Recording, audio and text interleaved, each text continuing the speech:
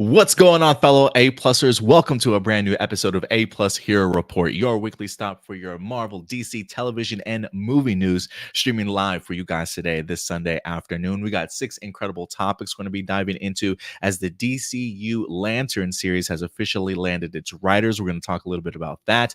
We're approaching the Star Wars Acolyte series. We got a little bit more of a preview for you guys before we head into June 4th's 2-episode premiere. We're also going to be diving into some Transformers and G.I.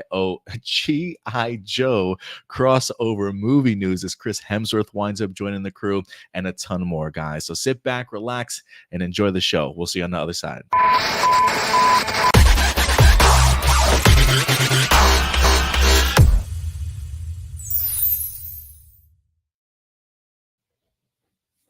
Good afternoon, ladies and gentlemen. I didn't know saying G.I. Joe was going to be that hard this morning, but I hope everybody's having a fantastic time wherever you're certainly watching us live today, baby, as we are, in fact, streaming live over on Facebook, Twitter, our YouTube page, and Twitch, as always, ladies and gentlemen. So it's good to see everybody here. We were off last week to go ahead and celebrate Memorial Day. Wanted to give everybody the opportunity to have a fantastic weekend with their family and friends. But we're back, man. We're back on the grind here, Stuart. How you been, buddy? I've been good. I mean, technically yesterday was stressful, which I told you all about that, but good now because it's my weekend, Sunday and Monday being my days off of work. Nice. So I'm ready to talk about all these awesome topics and stuff. That's why you always have that energy Sunday morning. Like when you're ready to do Hero Report, it's like this is how I kick off my weekend for you. Yeah, that's exactly it. Plus, I'll talk about like movie news and stuff with a lot of my coworkers, but a lot of them don't have like the same interests as me. So it's like, this is kind of like my time to, like, anytime I hear some really cool news that I really want to talk about, but I know that I'm talking about it with people that don't care as much. This is my time to like kind of let it all out. Like, yeah, this is so exciting. This is why I get to talk about it with someone who's like just as excited about it as I am. Yeah, because there are times I'll definitely be talking to people and I could just see the blank stares on their face eventually, as I'm just really nerding out on certain things. And I'm like, you know what? We'll catch up later. We'll talk about this more later. Oh, yeah. But you're looking good, Stuart. I like the short hair, the beard's coming out, man, or like the mustache beard. Oh, yeah, the goatee. I'm digging it, man. I'm digging it. It's good to see you. Thanks. Be good to see you. I was like telling my coworkers when they were asking about it, I'm like, oh no, I'm actually Evil Stu from the Mirror Universe. Hail to the Terran Empire. Any Star Trek fans in the chat will get that joke. I'm sure they will, man, for sure. Let's give some shout outs to people that are, in fact, joining us live today, wherever you're watching us from. We got Enrique here. He says, I just saw the official trailer from last week's of Harold and the Purple Crayon film and the sequel to Beetlejuice. Yeah, they did drop brand new videos, trailers last week. We didn't get a chance to talk about the Beetlejuice trailer because we didn't have a show last week, but I'm glad you wind up bringing that up. He says he also saw the first official teaser trailer for Moana, the sequel. Moana 2 is certainly getting ready here. Is that dropping this year? I believe it's dropping this year, isn't it, Stuart? Oh, was there a release date for it? I forgot. I think there's a release date. I don't know why something tells me like near Thanksgiving, maybe holiday of this year. Oh yeah, it is 2024. Yeah. November 27th. So around, okay. Thanksgiving, around that time. Yeah, it sounds like it might have some competition up against Wicked. I think Wicked drops Thanksgiving Day, if I'm not mistaken. So they might be pretty close by. That'll be an interesting box office battle to watch. Wicked versus Moana 2, because I think a lot of people like the first Moana, but I may check out Moana 2 in theaters. I don't know, but I'm definitely checking out Wicked. Every trailer I've seen for Wicked has been incredible, honestly. When I saw Moana, not because it was like one of my favorite movies when I saw it in theaters, but just because I thought quality wise, it felt very much like Frozen. I thought it was going to be like the next Frozen in terms of like hype. So I was like really surprised, like after seeing it, thinking that was really good. I wonder what everyone else thinks about it. And then being like, oh, everyone's just kind of meh about it. Huh, that's surprising. But I do wonder if Moana's had legs on Disney Plus, though. Like, I wonder if like people have had the opportunity to watch it and it's really grown kind of a fan base. So I'll be interested to see how people receive the second one, because I don't think I saw it in theaters, the first one, honestly, until it was on Disney Plus, and I've seen it like 2-3 times since it's been on Disney Plus, and I've really enjoyed it each time I've checked it out. Yeah, it's a fun movie. I enjoyed it too. Who we got in the chat with us also? We got good old Ram Jam. He said, how's it going, everybody? Hope your Memorial Day weekend was great. I just got a new mini PC. Very nice, Ram Jam. Hope it treats you well, man. We got good old Blossom in the house. Hiya, hiya. What's up, fellas? Good to see you, Blossom, as always. Marcelino, what's up, Marcelino? He says Pride Month is here, time to celebrate. Yeah, you know what? I'm glad you brought that up. I saw our fellow collaborators, Scene and Nerd with Sarah and Will over on Twitter, and they changed their profile picture to have a rainbow in the background of their logo. I kind of dig it. Maybe it's something that we should dive into as far as new designs go for the future. But appreciate you bringing that up, Marcelino. Oh, I don't know if we'd be able to do this because I personally, maybe with like the new AI edition with Photoshop, we might actually just be able to type it out on the prompt. But we could change the flag on the APlus Hero Report logo to have like the Pride flag or not the flag, sorry, the cape, and have it be like the Pride colors on the cape. Hey, the cape, that would be legit, man. Yeah. I think the concept of the cape being the flag representation, that'd be pretty cool, man. We'll have to see if we can design that here after the show. But for sure. Yeah. What else we got here? Enrique says, oh, by the way, voting for Kids Choice Awards 2024 will open starting this week. So if you guys like your Kids Choice Awards or whatever the case may be, feel free to start your voting soon. What do we drop this week, Stuart? I'm trying to think of content that we released. I haven't released last week's episode of Boom Boomger. I wind up missing my review for that, so I might end up doing a double episode review here this week. I know you started your reviews for My Adventures of Superman. Yeah. That season kind of creeped up on me. I didn't expect it to drop this soon, but you started doing reviews for the channel, right? Yeah, I did the premiere, which was the first 2 episodes.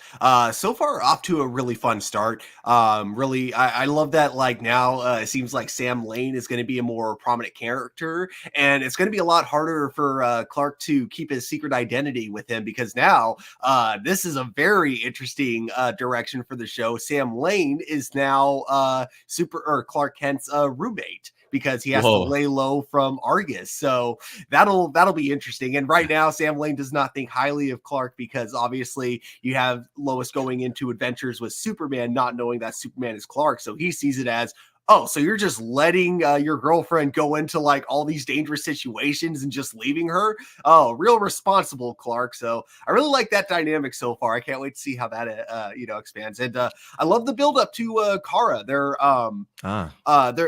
hinting at her, like, we find out that he has a cousin that's still alive, and we haven't seen her yet, but we know that she's out there, and of course we see her in the trailers. So I'm excited. Yeah. So yeah, if you guys want to continue to catch up with My Adventures of Superman season 2, Stuart did tackle season 1 for us last year, and he's back to go ahead and do season 2. So we did post that up on our channel this week. We also posted a Furiosa Mad Max Saga movie review for you guys. I believe right now our grade for Furiosa, our consensus is sitting at a B+ right now. But Stuart, you filled out your report card and you gave it straight 10s, straight A+.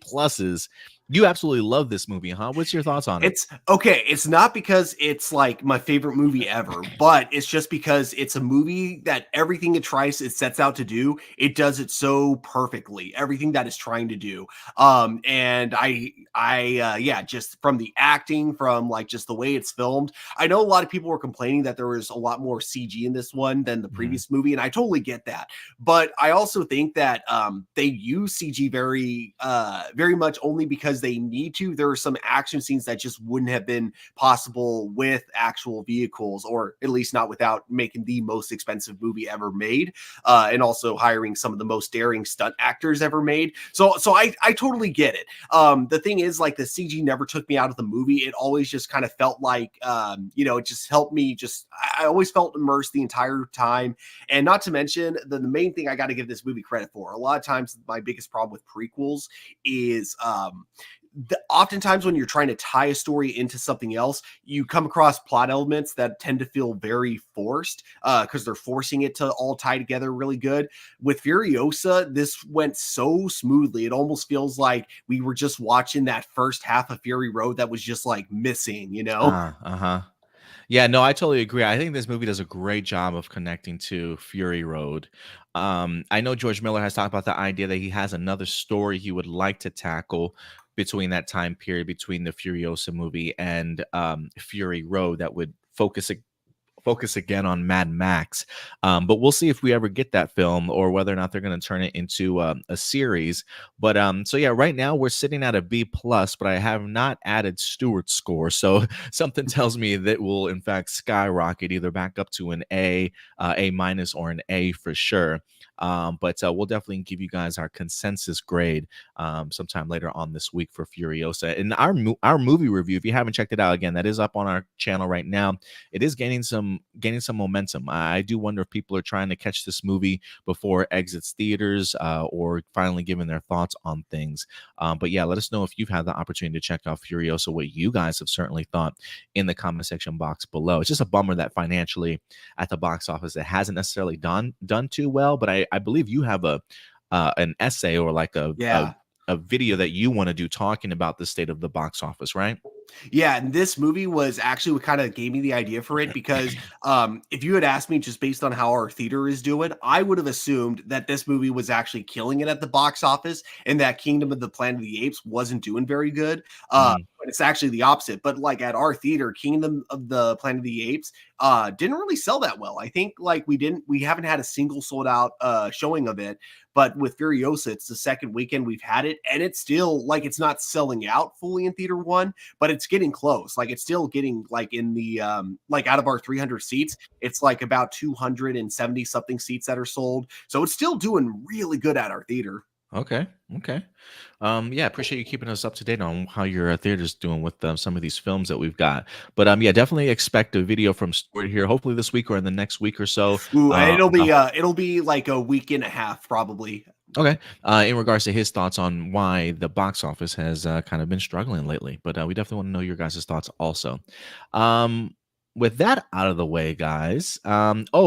Real quick, I have to. Well, I'll remind you guys as we get into our topics later. But let's go ahead and kick off with our first segment of the day. Stu, you ready, man? Oh yes.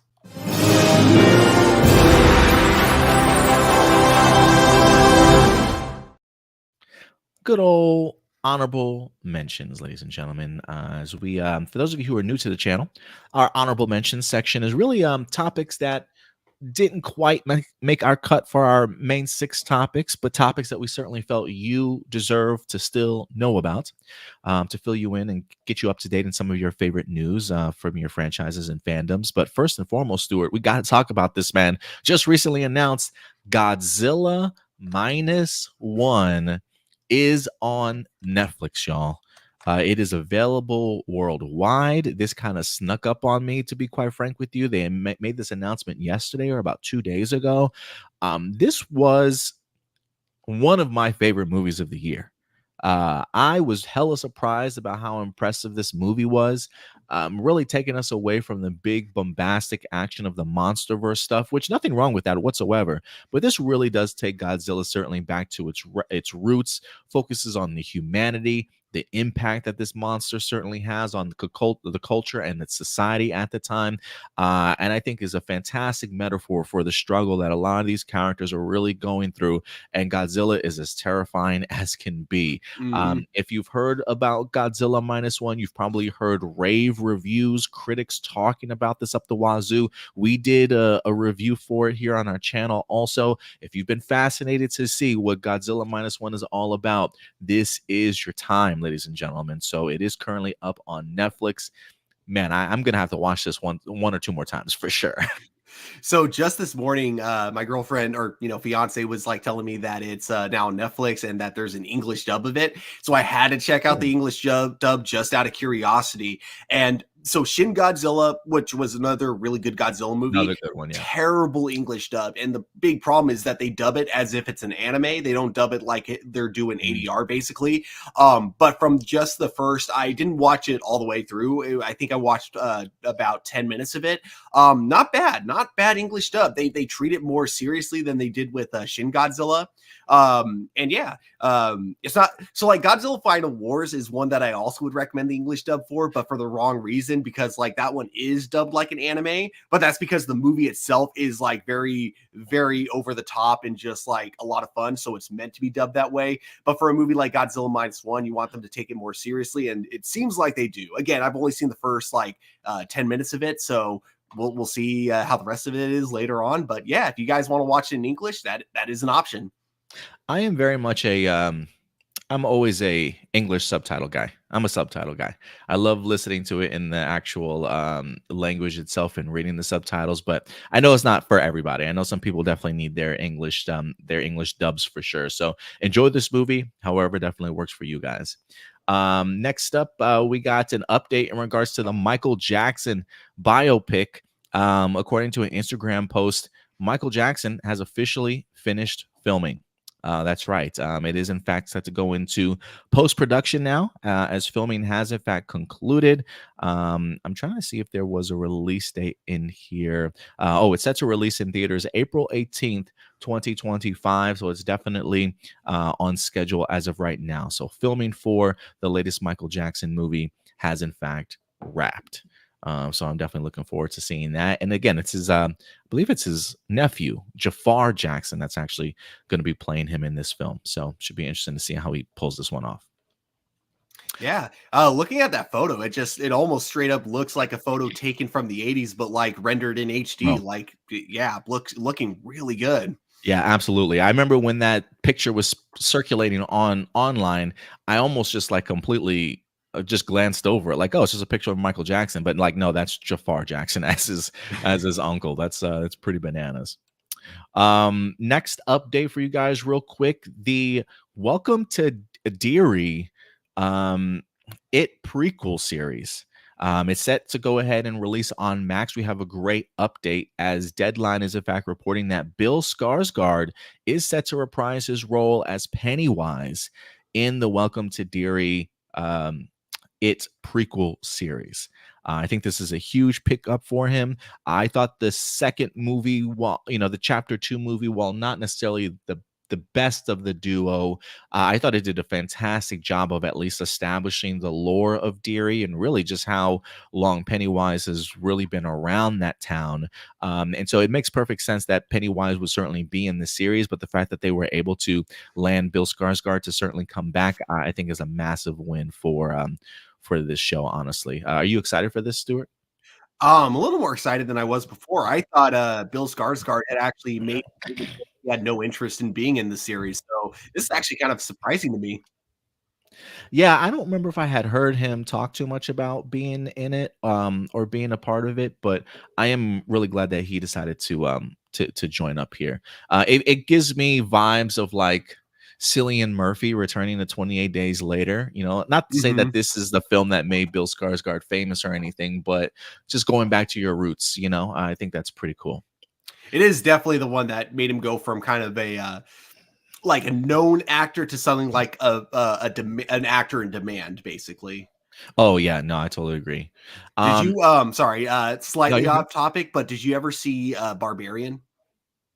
Yes, I did. Okay, cool. Because Yes. that's I think even though he's like only in the beginning part of it, I just think because like that whole beginning part, you just don't know what his intentions are because of the way it's filmed and just everything about like that opening. I just love him in that like beginning bit of that movie, you know. Yeah, me and the girlfriend really enjoyed Barbarian. It's really until the final act when I start questioning these characters' decisions. Like you open the door and you see an extremely dark tunnel with a doorway at the end that you've never like, why? Why are you gonna go down this hallway? Just turn around and go home. Like, Yeah. why?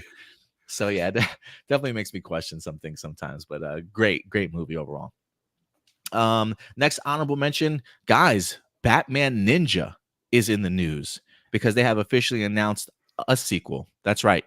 According to a press release, Warner Brothers Japan is currently developing a sequel to the 2018's Batman Ninja, which is going to be titled Batman Ninja versus Yakuza League. Ooh. Ooh.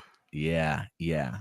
So I'm really looking forward to this one. I don't believe that they have further news will be announced at the Anime Expo 2024 in Los Angeles this July. So we should be getting some additional news next month in regards to this. Now, but they have not released they have not announced a release date yet. But I had a really good time with the first Batman Ninja. This is definitely the animation was incredible, and this is just a really rich world that I personally want to revisit, Stuart. Yeah, I really like the first one. I watched it at WonderCon. I think that's where they premiered it. And also go back to the image real quick. I just noticed something on Damian Wayne's shoulder. Is that like supposed to be Sun Wukong? Because that kind of looks like from Journey to the West, Sun Wukong. So which by the way, is now canon to the DC universe because now there is a like a series that follows the son of Sun Wukong. Oh, nice. I believe it's still just called the Monkey King or something like that. But so Journey to the West is canon to the DC universe. So I wonder if that's what they're going for with that. Yeah, I don't think I've checked that one out, but I'll have to. And now that you bring it up, I might have to go ahead and check it out for sure. I'm trying to think. Last minute addition to honorable mentions. I didn't put this in the package, but Jeremy Reiner is set to go ahead and debut again, or I don't say debut, but he's set to go ahead and be a part of the third Knives Out movie. Wake Up Dead Man is the title of Knives Out 3. They've been having a ton of huge announcements this past week. Glenn Close is attached, Kerry Washington is attached, and now Jeremy Renner is attached to this project. And I posted this on Facebook and over on Twitter, and I just got to say, praise God, man, for Renner even being able to walk and be alive at this moment. And the fact that this man is coming back to actually be in movies and get back on the horse and just do what he loves to do, I think is incredible work. So shout out to the doctors and medicine and science in general for like really putting this man back on his feet. Because from some of the stuff that I heard, holy crap, bro! Like he should not be here today. Truly, he should not be here today. Yeah, man. I mean, if he wanted to take a big break from acting after all of that, no one would have thought anything less of him, but good for him for like actually being able to keep going. That is incredible. Yeah, incredible stuff. Shout out to Sam in the chats, man. I appreciate you coming through. He says, I heard now about Sam Esmail's Battlestar Galactica reboot. What will it be like?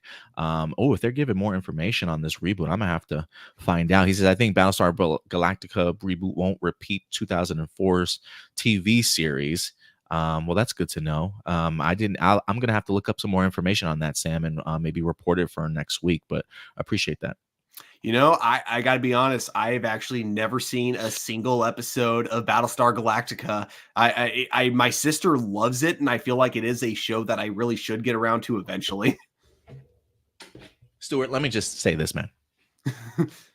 If you're a big sci-fi guy, it needs to be on your watch list, bro. Like it is a must to truly take it in. I absolutely love that series. I truly did. I thought they did some impeccable work, and it's one of the reasons why I'm a big Katie Sackhoff fan these days. And Edward almost. Am I pronouncing that correctly? I don't know, but great series, man. If you haven't checked it out, definitely go ahead and do so.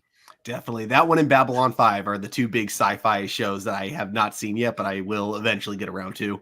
My stepdad was a huge Babylon 5 fan. I could never get into it, but he was a huge fan of it.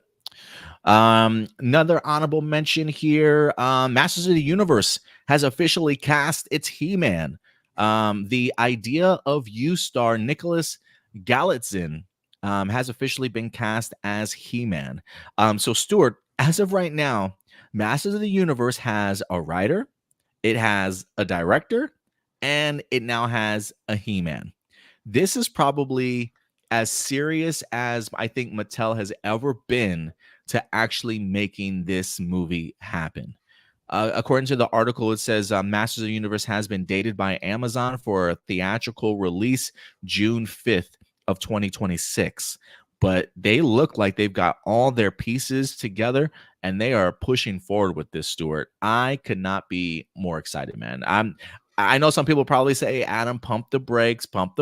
We've seen this story a million times. I just don't know if they've had all three pieces together at once. So to me, the momentum is building, sir. It is. I am optimistic right now that this time it'll actually happen, but I also like keep that with that in mind. If something happens and it falls through again, I won't be surprised. But I am optimistic about it this time. I'm keeping my fingers crossed, man. I really am. I really am. And last but not least, for honorable mentions, the Umbrella Academy is coming back, y'all. The final season. This will be season 4 of the Umbrella Academy. Set to go ahead and drop on Netflix August 8th. Stuart, have you kept up with this season at all? Did you watch the first one at all? I honestly haven't. No? Okay. I have really enjoyed this series. Um for me, I feel like each season has honestly gotten better and better and better. I just don't know if they've just thrown it all against the wall just to see what sticks, or if they've just been really bold and they just know the direction that they want to go in and the stories that they want to tell. But I've been a really big fan of the cast. I think their chemistry is impeccable. I think the writing has been relatively strong and pretty clever, honestly. Not to say that season 1 is the weakest, but there are moments in season 1 where I feel like I fell off. I feel like the last act of season 1 is top notch stuff. But going into season 2 and 3, they really build off of each other beautifully, and I cannot wait to see this final season, man. So I'm super pumped for it. If you guys have watched Umbrella Academy, let me know your thoughts in the comment section box below. There is a trailer that wind up dropping. I haven't had the opportunity to check it out for myself, but it is currently up on our YouTube, on our Facebook page. If you want to check out the Facebook page, we do have a trailer for you guys up there. So yeah, the final season. What date was that again? August 8th. So mark your calendars if you're big fans of the Umbrella Academy. And real quick reminder, if you are in the DFW area, Fan Expo Dallas is next weekend, baby. Friday, Saturday, and Sunday, June 7th through the 9th at the K. Bailey Hutchinson Convention Center. The list of guest stars there is enormous. Not just celebrities, but also comic book creators. I mean, this is probably one of the more stacked fan expos I've been eager to go see, honestly. They've got David Tennant from Doctor Who's going to be there. They've got like 4 companions that are going to be joining him here also. The cast of Avatar: The Last Airbender on Netflix is going to be in attendance. They got 2 big Stranger Things stars that are going to be there also. I mean, the freaking celebrity list rabbit hole just goes deep on this one, guys. So if you are going to be at the DFW area this weekend, check out Fan Expo Dallas. Go get yourself some tickets. I'm going to be in attendance there. Me, the girlfriend, you might even see our little man with us. But we're going to be providing coverage for you guys all weekend long. So look out for some YouTube shorts, some clips, some live videos from the showroom floor. We're going to be having some panel highlights for you guys that week following the convention as we put everything together for you guys. It's going to be a fun time. So if you want some live coverage of Fan Expo Dallas, follow us everywhere on social media at APlus Opinions. You guys won't be disappointed. And you know what? Maybe you'll see me there. Maybe you'll see me there. If you do see me, come by and say hi for sure.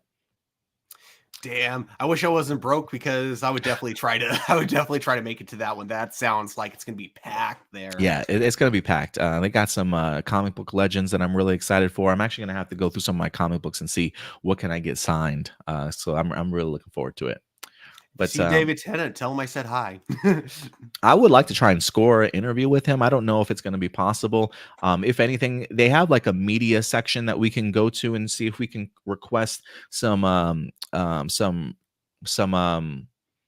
interviews. They even have Star Wars guests that are going to be there. I think Boba Fett and the bounty hunter, I can't remember her name off the top of my head, but Tamora Morrison and Ming Yang Wang, they're going to be there. Also, they're doing a panel together. They even have Natasha Borzillo.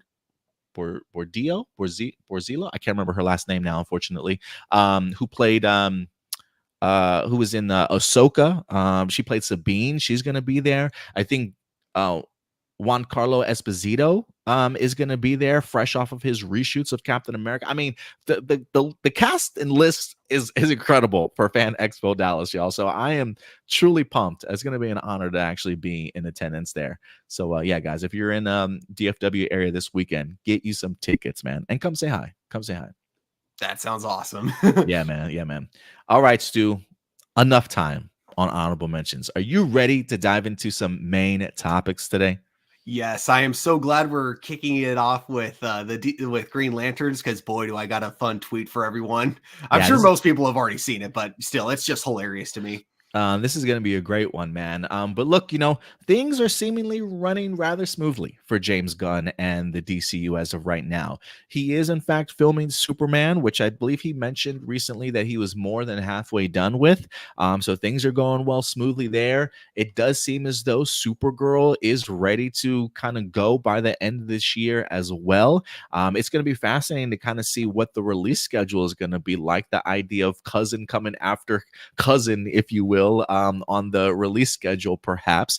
But as far as what's also cooking behind the scenes, one of the things that James Gunn has been really teasing us with over the past several weeks, if not months or so, is the idea of lanterns. That's right, the DCU Green Lantern series, which James Gunn has mentioned during his announcement of his Chapter 1 Gods and Monsters, that the Lantern series is going to play a pivotal role in the direction, as far as storyline wise, that the entirety of the DCU will be going through. So the events that take place in Lanterns will be highly important as to where the movies and even the fellow television series certainly move forward to. And so the idea that he's been teasing us over the past couple months allows us to know that things are going rather well. Things are certainly coming together. And honestly, Stuart, it would not surprise me if this is certainly the next thing that winds up going into production sooner rather than later. But we had some big news here this week, because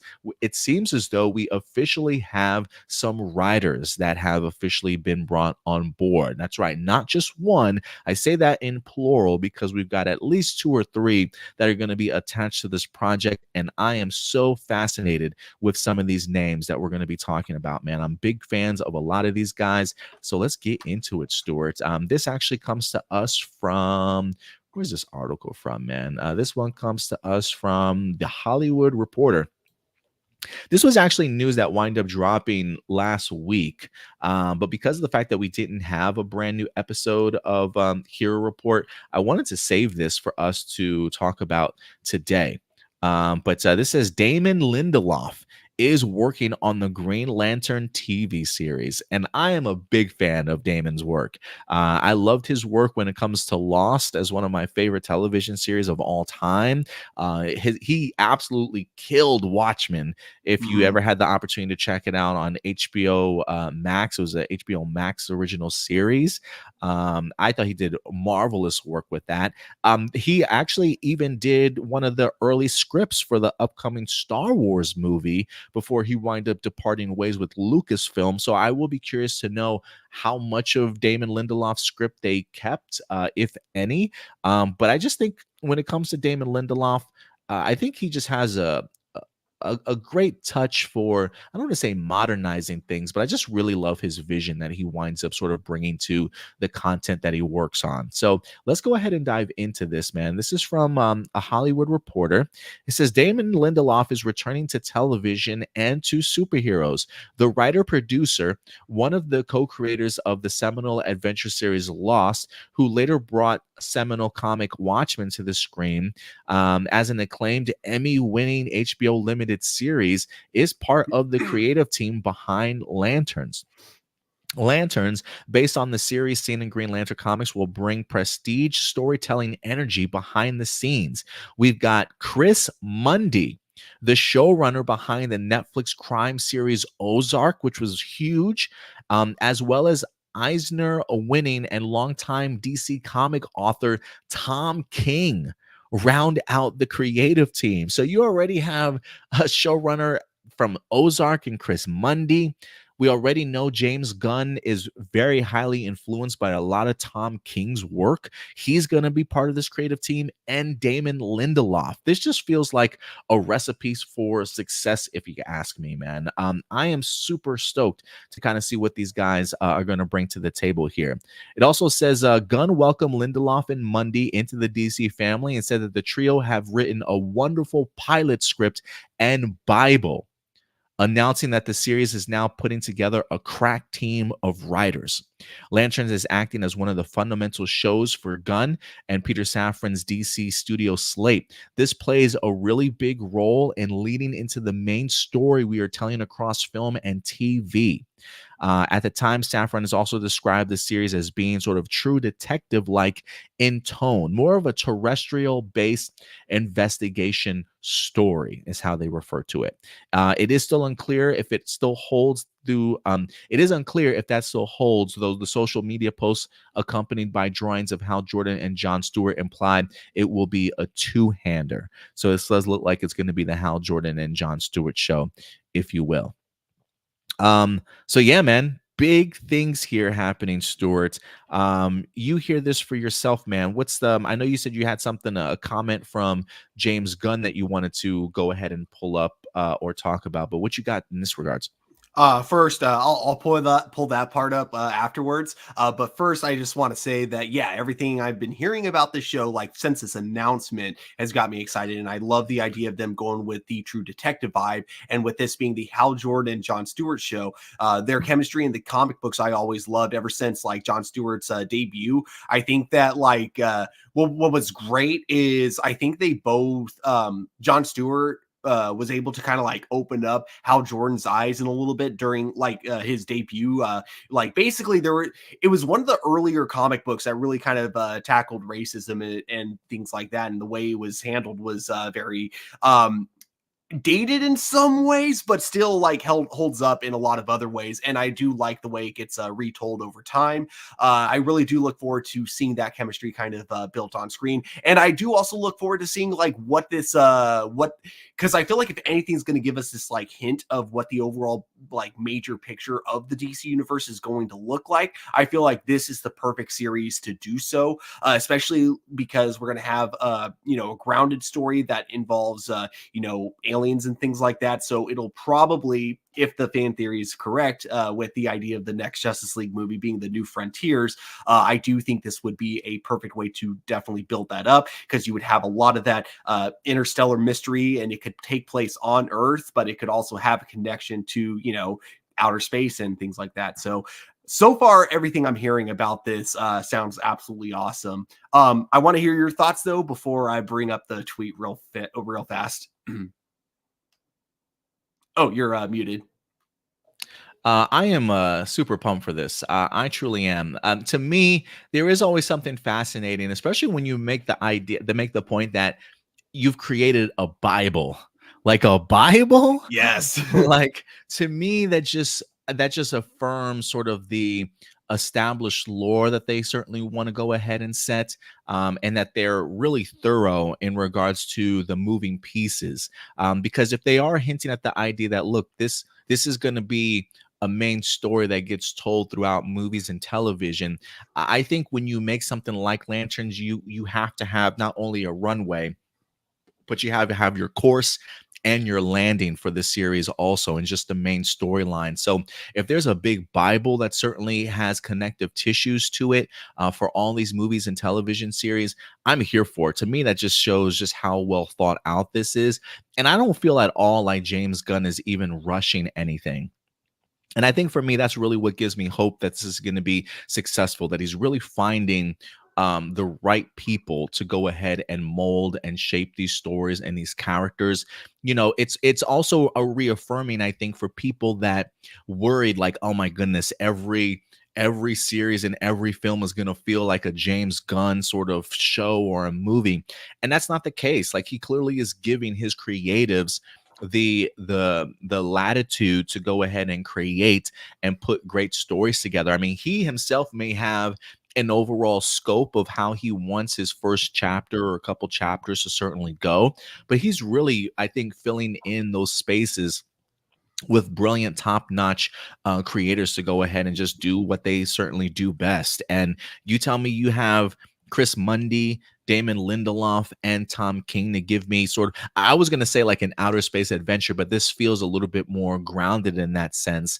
I really am fascinated to see where this goes. Now, don't get me wrong, while it does hint at the idea that it's a terrestrial sort of based story, whether or not that still holds true, because we got this announcement a couple of years ago, or some, a year and a half ago, whatever the case may be. So who knows how much has certainly changed. But I do love the pairing of Hal Jordan and Jon Stewart in here. I think if anything, casting is probably going to be sort of the next thing that we wind up getting here. It wouldn't even surprise me if James Gunn and them already have their Jon Stewart and their Hal Jordan already cast.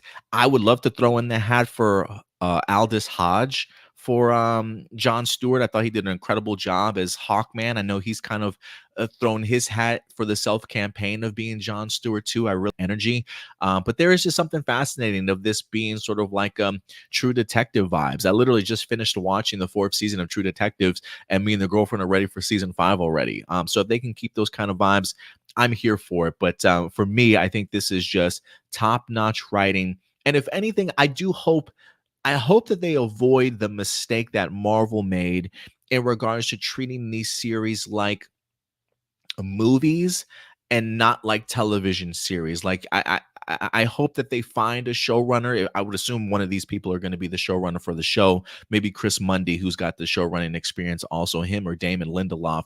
But if you can get some great writers and directors for each of these episodes, man, this Lantern series has me hyped. I think we're in for something special, Stuart. I really, really do. Definitely. One thing I totally forgot to mention that also gets me really excited for this. I love that James Gunn is mixing actual TV writers and comic book writers as well. The fact that we got Tom King working on this.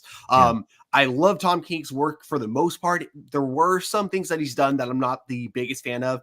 Main thing being Heroes in Crisis. And it's not that it was a bad comic. It was great, but it had a terrible through line. I think the way it ended was like one of the worst endings in comic books. But I think that as long as he's working with other people, and it's not just him writing it, I think we're in for a very solid story. Yeah, I think so too. And you wanted to share something? Yeah. So I'm not doing this to shame James Gunn at all. Keep in mind, we as humans change over time. We say stuff that we'll probably regret like a few years down the line. And clearly James Gunn is a man that is not afraid to, change his mind, not afraid to admit when he's wrong, and not afraid to, go back on certain things. So I just thought this would be a fun tweet to share that he, made a little bit ago. So I assume it's his, he's talking about Hannibal. He's like, I refuse to believe he directed Hawk Down. And then he goes on to say, Lindelof is close to Satan in my book because of the end of Lost. He is the Uri Geller of storytelling, a total scam artist with no integrity whatsoever, and a liar. Wow. So I just think it's hilarious that years later, 12 years later, he's matured enough to not only change his opinion on him as a person. I assume Watchmen was like the main thing that kind of, had James Gunn make a complete 180 on him as a person. But yeah, because he did hire a lot of the writers from Watchmen to work on the Waller series coming up. So I assume that was probably a big part of it. But it's so funny how time changes. We reflect on our past, statements and behaviors, and we see the kind of people we've turned into years later down the line. Yo, that's hilarious. I'm so glad that you brought that up. Yeah, I mean, look, that was 12 years ago. A lot has changed, maybe he's rewatched Lost and he's come to appreciate the series a little bit more. Look, the idea of Damon Lindelof, I mean, look, let's be real. Watchmen, according to the article, again, it was an Emmy-winning HBO limited series. Not many people get those type of awards or level of award sort of thing. So Watchmen was definitely recognized for being an incredible series. And you're right, maybe he came around and saw the light. It makes me laugh because as a Lost fan, as a longtime Lost fan, I, as a fan, was really disappointed in how people reacted to the finale of the show. Because to me, it made absolute perfect sense. And when there are a ton of people that are like, "What? I don't get it. What happened?" I'm like, "Really? Are you guys really like? Are we not? Are we really not using critical thinking here? Like, you guys really didn't get this ending?" So, like, it to me, it just baffled me when there was just so much kind of pushback against it. And look, to each their own. You know, if people didn't like the season finale for Lost, that's fine. But I absolutely loved it. And I think it's still a series that's certainly worth kind of going back to. And so maybe, you know, maybe James Gunn was a little bit butthurt that the series itself was wrapping up. You know, maybe it wasn't how he personally would have certainly have ended it. But I really enjoyed the build up to the end of Lost, and I'm glad that James Gunn, 12 years later, has certainly come around. Like, I wonder if him and Damon had a conversation about, like, bro, you called me a liar a decade ago. Like, I wonder if they had that come to Jesus moment between them, and they're cool as hell now. I do hope that, like, before, you know, hiring him, James Gunn was like, "Hey, By just the so way, you know, a certain tweet is going to pop up on the internet. I deleted it years ago, but, you know, the internet tends to store this kind of stuff. So just so you know, I've matured since then."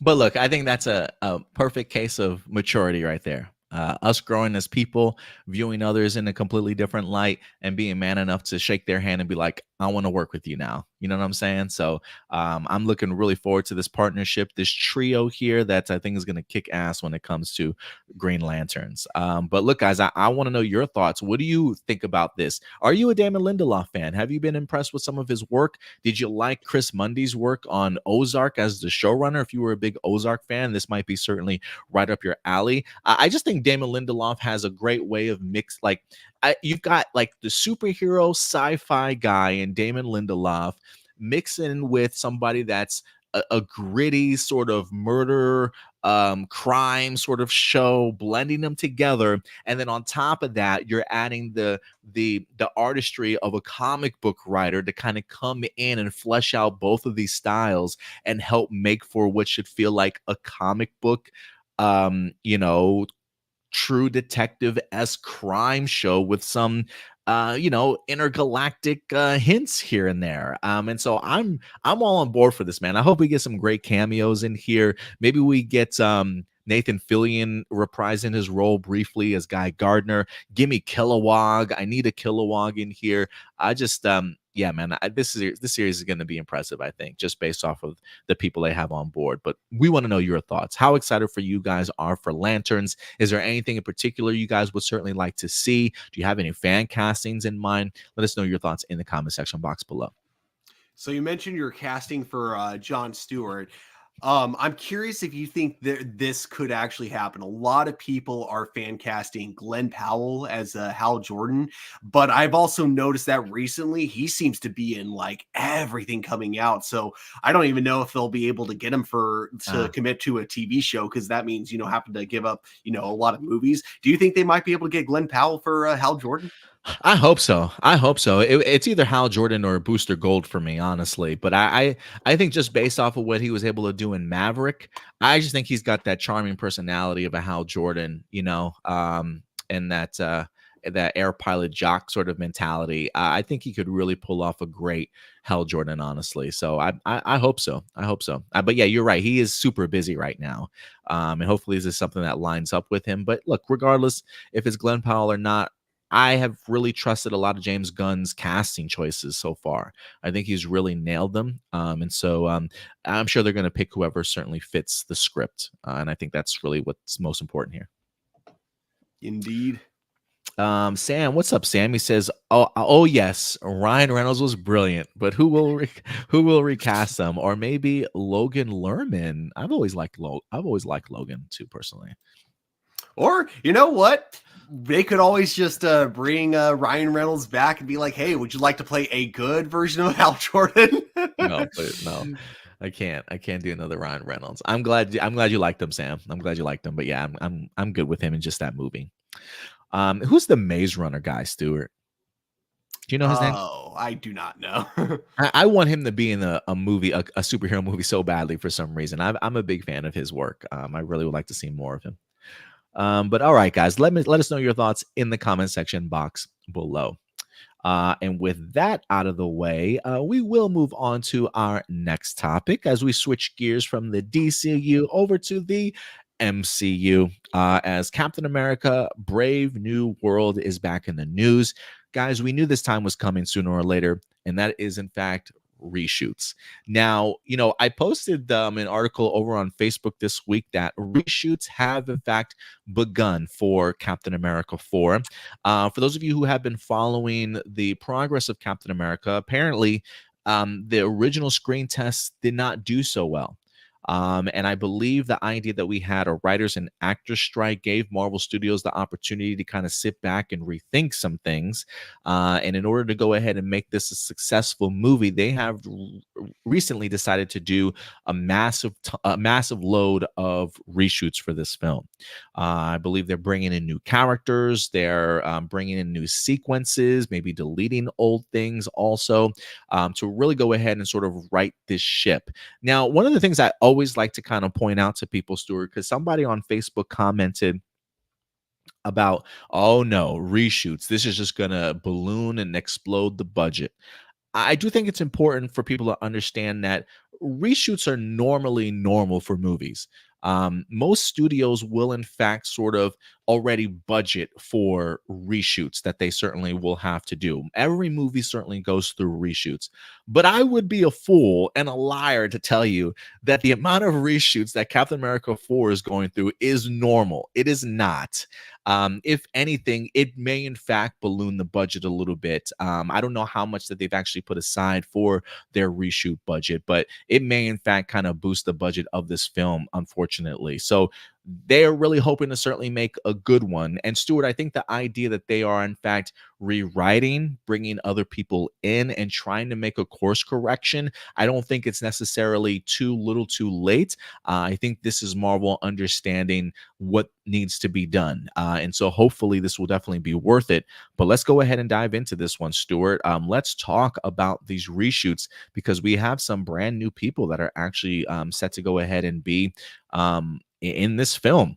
It looks like I believe this is going to be 22 days worth of reshoots. Yes, according to Hollywood Reporter, Captain America Brave New World reshoots underway with new pages and a new mystery character.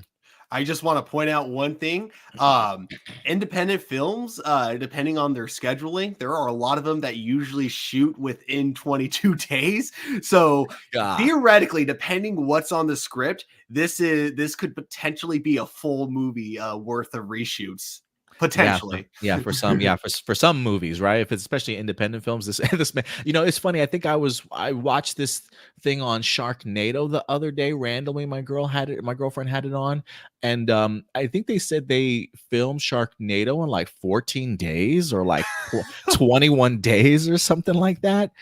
Which is kind of bananas. So I think that's a really great representation of independent films sometimes based off their budget and timing, like sometimes they got to knock this out. So for some people, 22 days is actually an entire film's worth. So we'll see how this goes. But it does say Giancarlo Esposito joins the cast for a 22-day shoot as a villainous character. We do have a set photo of him also, Stuart. So I'm going to go ahead and post this set photo of Giancarlo Esposito. Shout out to Christopher Oquendo for taking this photo in here. But this is our first look at Giancarlo Esposito. But the article itself says Sam Wilson is back in action this week in Atlanta, where Captain America Brave New World began a round of additional photography with a new actor now in cast. Giancarlo Esposito, who for weeks had hinted at his involvement in the Marvel Studios project, is officially on the call sheet in an undisclosed, but sources say, villainous role. The shoot will run for 22 days, according to insiders. Among the added elements will be some new action sequences. They still have the same director, though. Julius Ona remains as the director for this. It is operating under a hazy shroud ever since it wrapped principal photography back in 2023 of last year. The movie, which stars Anthony Mackie as hero Sam Wilson, takes up the mantle of Captain America, barely escaped the direct impacts of the writer's strike. And it does say that Thunderbolts and Deadpool and stuff were set to later film. It says even though it managed to wrap principal photography before the strikes, The post-production was hampered and delayed as the actor strike ended in November. Marvel moved the release date from 2024 to February 14th of 2025, which gave executives time to hone in on what they need to get out of the reshoots and take in feedback from test screenings. They also wind up picking up Matthew Orton, who previously worked on Marvel's Moon Knight, who was hired to work on the new pages back in December. Despite the reports of multiple reshoots of the film so far, this is the only one. So this is the only set of reshoots that they've done. It does not appear to be as extensive as the reshoots that faced Doctor Strange in the Multiverse of Madness, which lasted 6 weeks, nor the expensive and extensive reshoots endured by the Marvels. In fact, one insider say Brave New World will cost significantly less than the Marvels overall. So there you go. So maybe the budget won't be ballooned as much as we certainly thought. But it does state that they are doing some massive reshoots in regards to this one at least. So yeah, man. Look, I will say this. First off, let me talk a little bit about Giancarlo Esposito in here. I think he's a fantastic actor. I am really looking forward to seeing what he's going to bring to the DCU. I mean, to the MCU.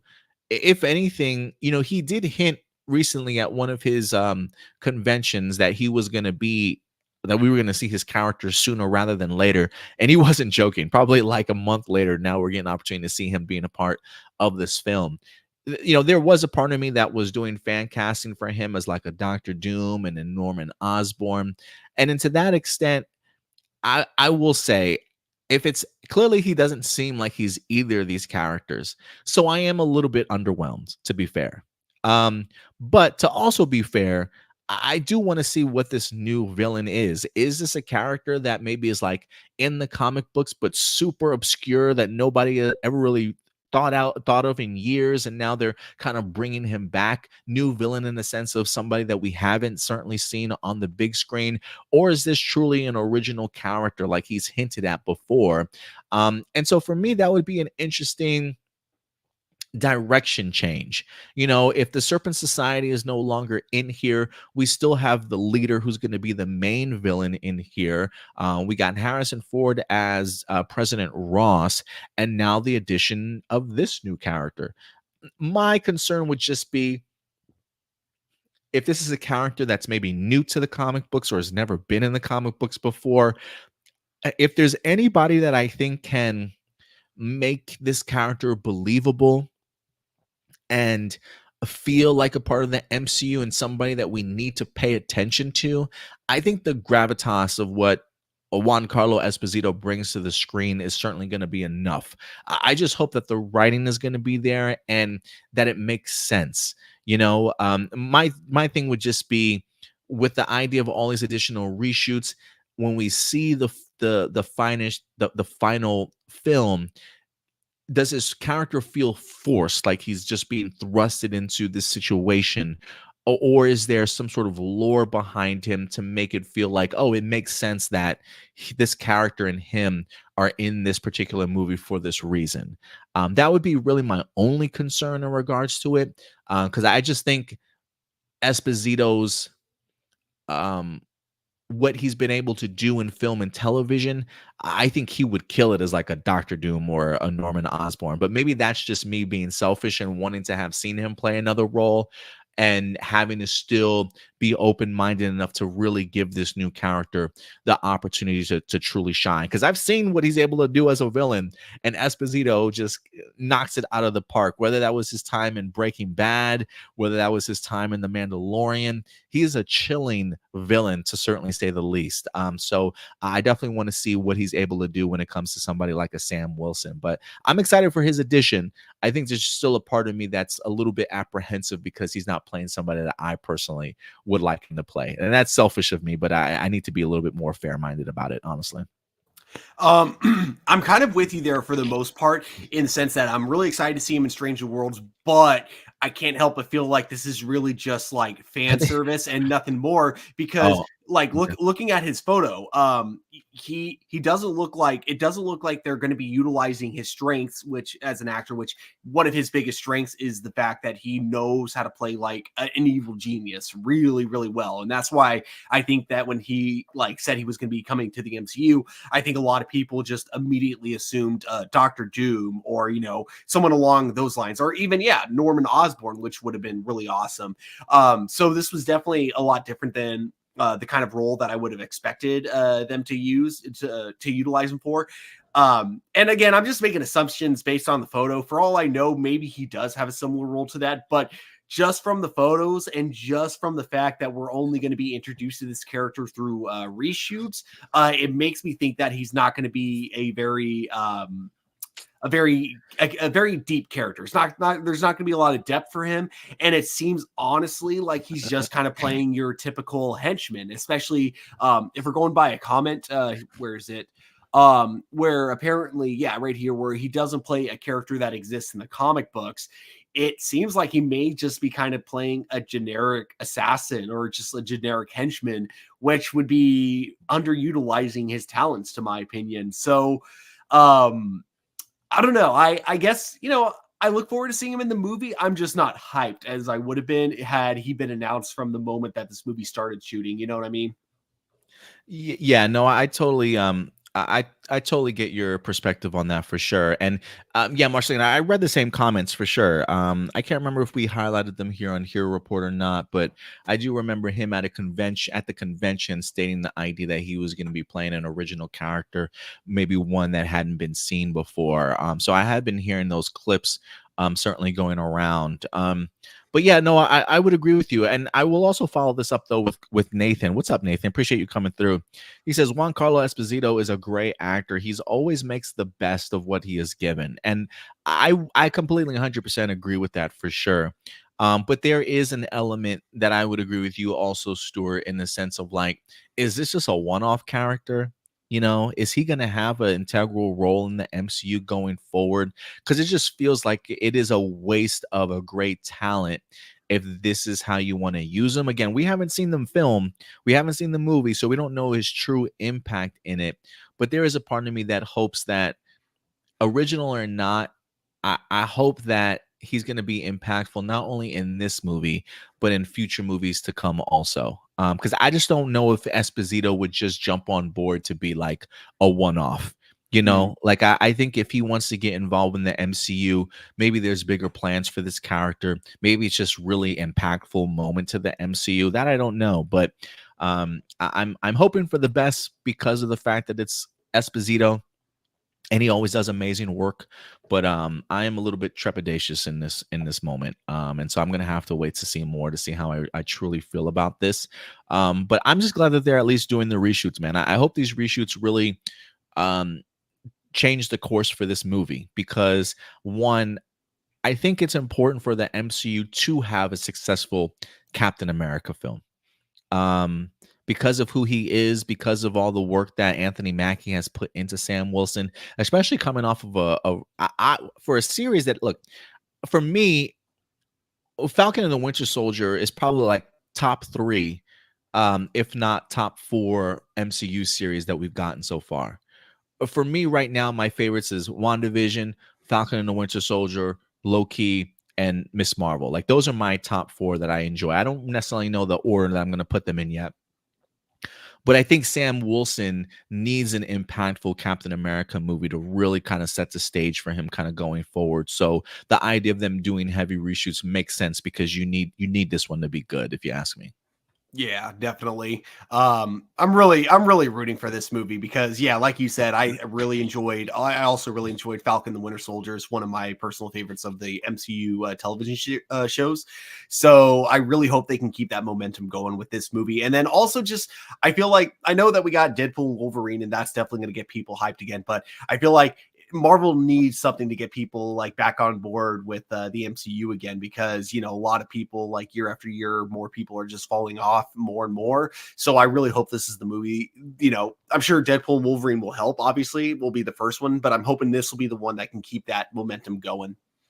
Yeah, I hope so too. I hope so too. I am expecting big things from Deadpool and Wolverine, and so I am hoping that yeah, that does hopefully carry that momentum, because I think after that, I think does come Captain America, then Fantastic Four, and then I think Thunderbolts, if I'm not mistaken. So yeah, this will be an interesting follow up to something like a Deadpool and Wolverine. But yeah, guys, let us know your thoughts. Captain America 4 reshoots underway, 22 days of filming. What do you guys think about it? Let us know your thoughts in the comment section box below. All right, Stuart. And with that out of the way, we will move on to another fantastic franchise and fandom. Good old Star Wars, baby. Let's get in our bag a little bit here, Stuart, shall we? Let's have some fun with this article this week, because we are inching ever so closely to the release of Star Wars The Acolyte, set to go ahead and premiere June 4th on Disney Plus with a 2-episode premiere. A good hour or so of great content for us to really indulge in. They have been doing one hell of a marketing job for this series, honestly. I have seen featurettes, I've seen interviews, which we might talk about here just a little bit. I've seen articles out the wazoo. They are really doing their part, especially the fact that we're getting into a brand new time era for the High Republic, or at least the tail end of the High Republic era. This is something that I think Star Wars and Lucasfilm really needs to establish. And I've seen people complain about the idea, oh, they didn't give Andor this type of marketing. Oh, they didn't give The Mandalorian season 3 or even Obi-Wan this type of marketing. To a certain extent, you're probably right. Like, if I go back, though, I'm pretty sure we got some fair amounts of, hey, Ewan McGregor's coming back, guys, Hayden Chris. Like, I'm pretty sure there's some great marketing out there. But honestly, Stuart, this does feel different. And I think it has a lot to do with the idea that we are embarking on a brand new time period when it comes to Star Wars. I just want to give you guys a heads up also. We will be doing reviews for the Acolyte for you guys. We have put together a fantastic group of Star Wars fans here, collaborating with each other to go ahead and bring you guys live reviews of the Acolyte. The Acolyte drops prime time every Tuesday. We will be going live every Wednesday at 10 p.m. Central Time. It's going to be myself. Stuart's going to be joining me. We also have Will Polk from Scene and Nerd. So we definitely have our trio, and we might make it a quadruple couple here, as from time to time, we'll also have the YouTuber Crystal Kyber, a big Star Wars and makeup fan, certainly joining us. I like to refer to us as the United Nations of the Acolyte reviews, as we have a really great group of people, man, that certainly know their Star Wars stuff that we're excited to talk with you guys about. Excuse me. So yeah, mark your calendars. Every Wednesday, 10 p.m. Central Time, we'll be talking about the latest episodes of The Acolyte. But this week, Stuart, I thought it would be cool to give one last final preview for this series, as we got good old Dafne Keen. That's right. X23 herself. God, my throat is scratchy. Oh, I'm sorry, sir. All good. Oh, man. Got to drink water. Tea Yeah, also kind of helps. I have coffee. Ah. Oh, man. You might have to do this one for me, bro. Oh, geez. That's okay. Here, I'll bring up the article. Oh, man. I'm dying here. Yeah, sounds like you need to take like a second. All right. Oh, man. Dafne Keen talks, Jecki, Padawan, braids, and being Jedi David Bowie. Okay, I love that. I love that. Oh geez, hang on. Actually, could let me bring up the article on my end. Actually, it's kind of like, small, huh? Yeah, it's like too blurry for me to like see on my end. It might be my screen itself. So let me look. So it's from Empire. All right. Ooh, I might be back in the game here in a minute. All right.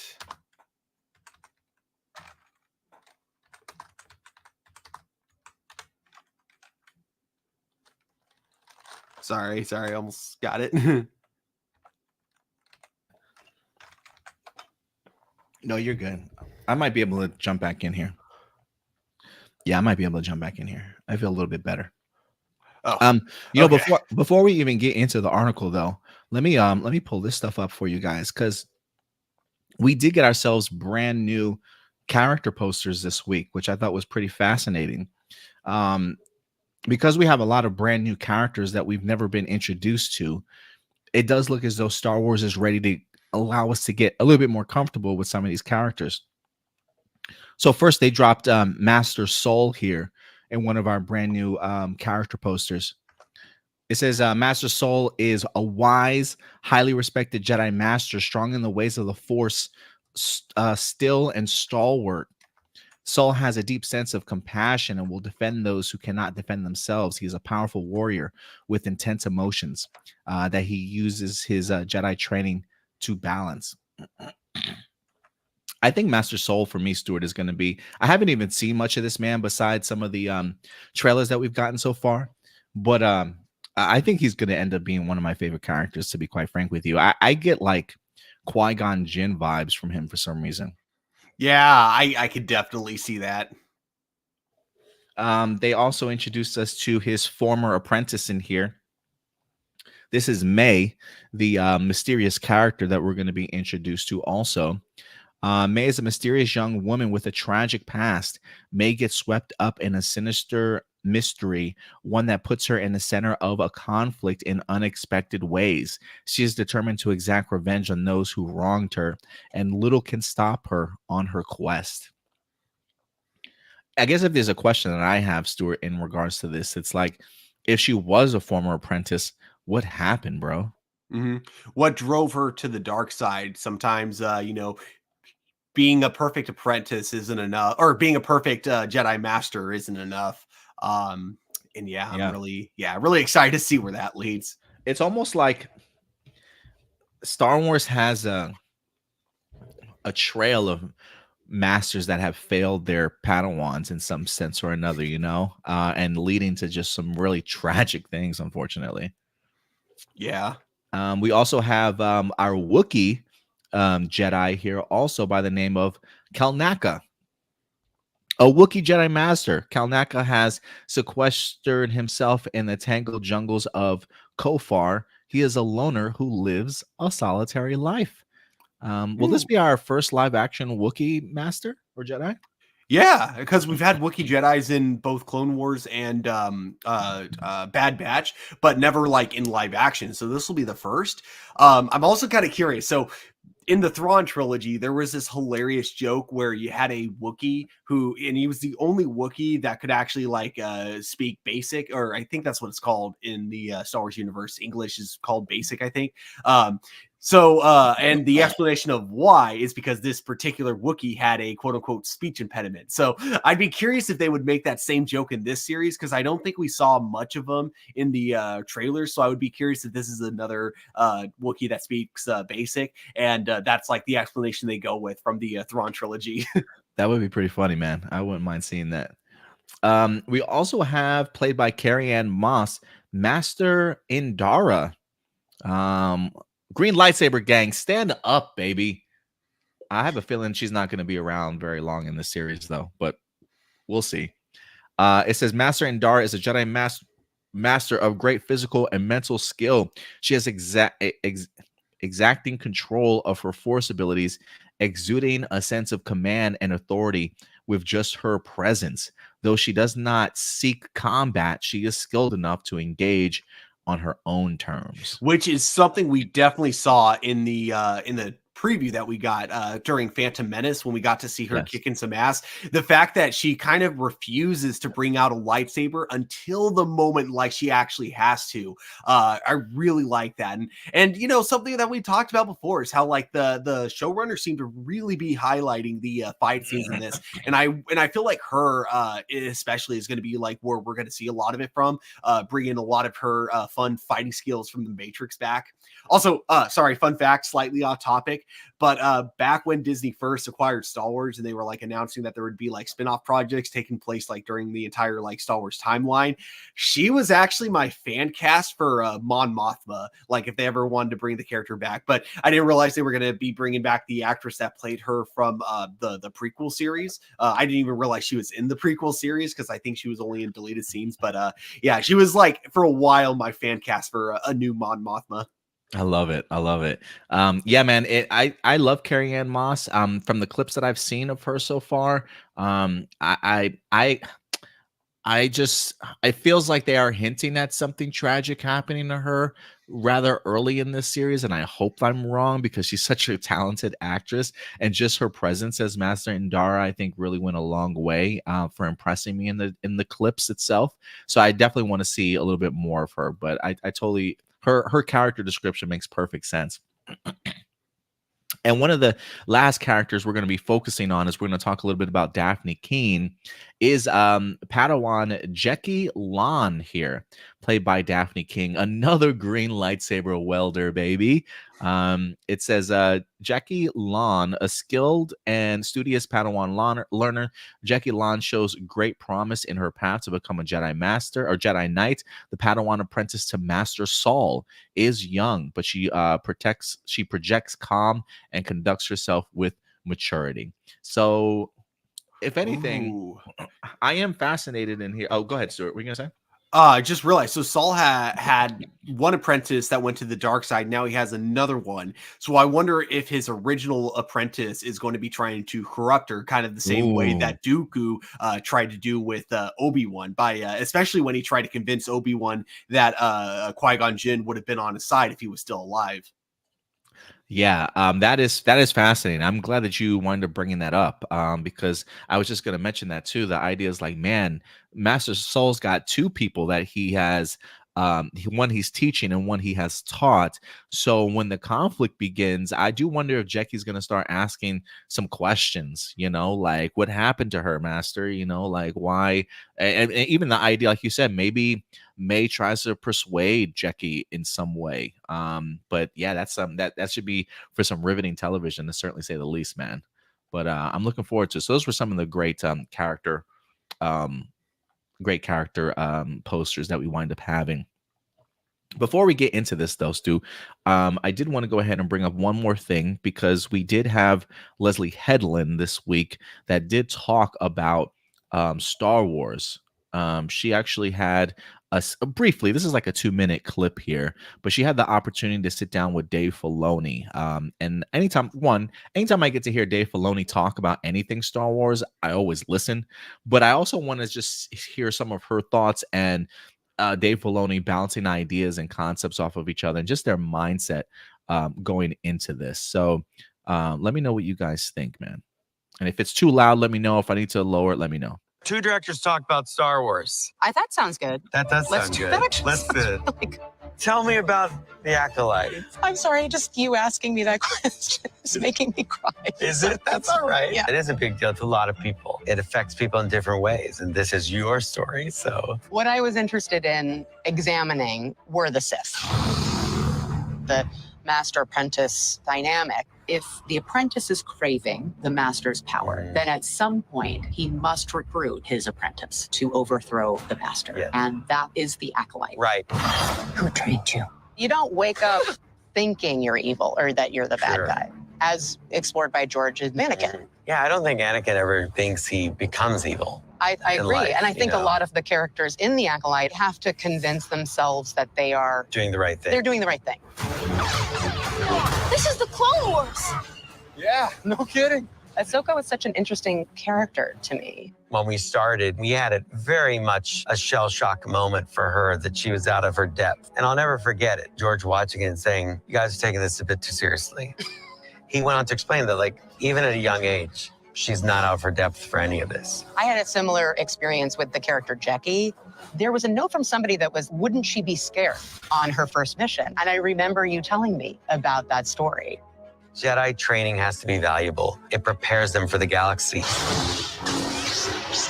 Do or do not. Do or do not, there's no try. That's like If you're trying, you're not actually doing it. I had to do that with Acolyte for sure. My agreement with myself was whenever it overwhelms you that you're doing your dream, you just have to do it. Honestly, the times that I felt the most worried was not the special effects, the fighting choreography. It was the emotional stuff.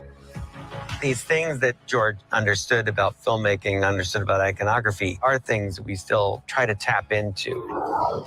It's the Western. It's the samurai film. It has to feel elevated, but it also has to feel like Star Wars. Basically, what George created, it's the North Star.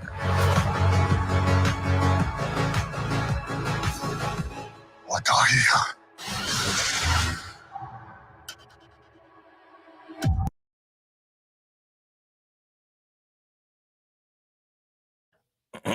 You know, I just gotta say, man, like when I see things like that, I don't know how people can't get hyped for this show. And I say that in the sense of like sometimes I wonder like if people are really paying attention, you know, or really listening to the things that Leslie Headland is saying or how she's talking about this series.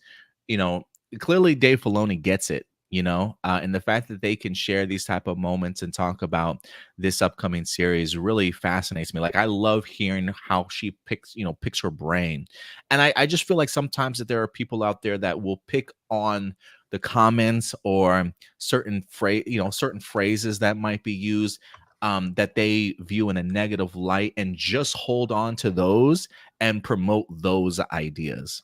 Whereas in reality, there's so much more being said about this upcoming series that I think people are really missing out on. And the fact that she goes into depth and understands that, like, the lesson that she learned from Dave Filoni about her own character in Jecki, in the sense of looking at somebody like a young Ahsoka, the idea that these Padawans are trained, that when these moments happen, that they are more than prepared to go ahead and take care of them themselves.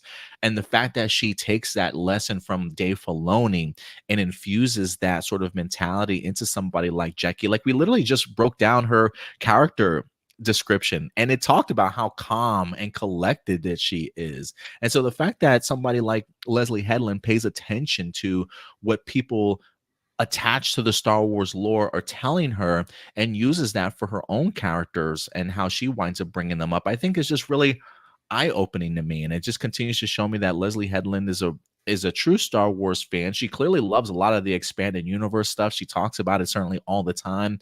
And I just think she's going to do a really marvelous job with this series. Good. Could it be crap? Absolutely. But I just feel like they are saying a lot of the right things that, as a true Star Wars fan, for me, really gives me hope that they might knock this out of the park. I still am a little bit trepidatious about the 30-minute time period for each episode, but outside of that, I think there's a riveting story to truly tell here.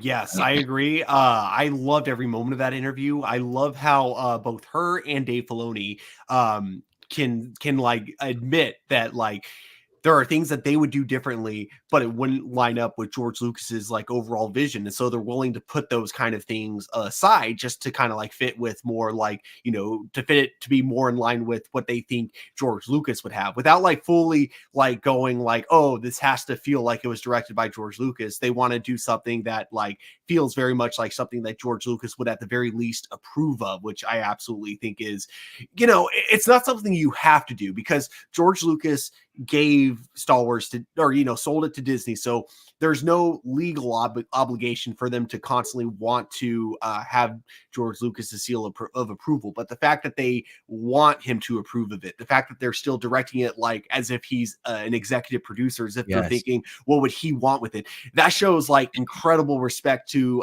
you know, not only George Lucas, but just the Star Wars franchise as a whole. And it just kind of blows my mind that people are still trying to comment and saying that she, you know, it doesn't care about Star Wars, that she, you know, is disrespecting the franchise with the show when they haven't even seen it. And you see interviews like this where clearly she's indicating the exact opposite. I just, I know why people do it. They do it because negativity gets views and that's it.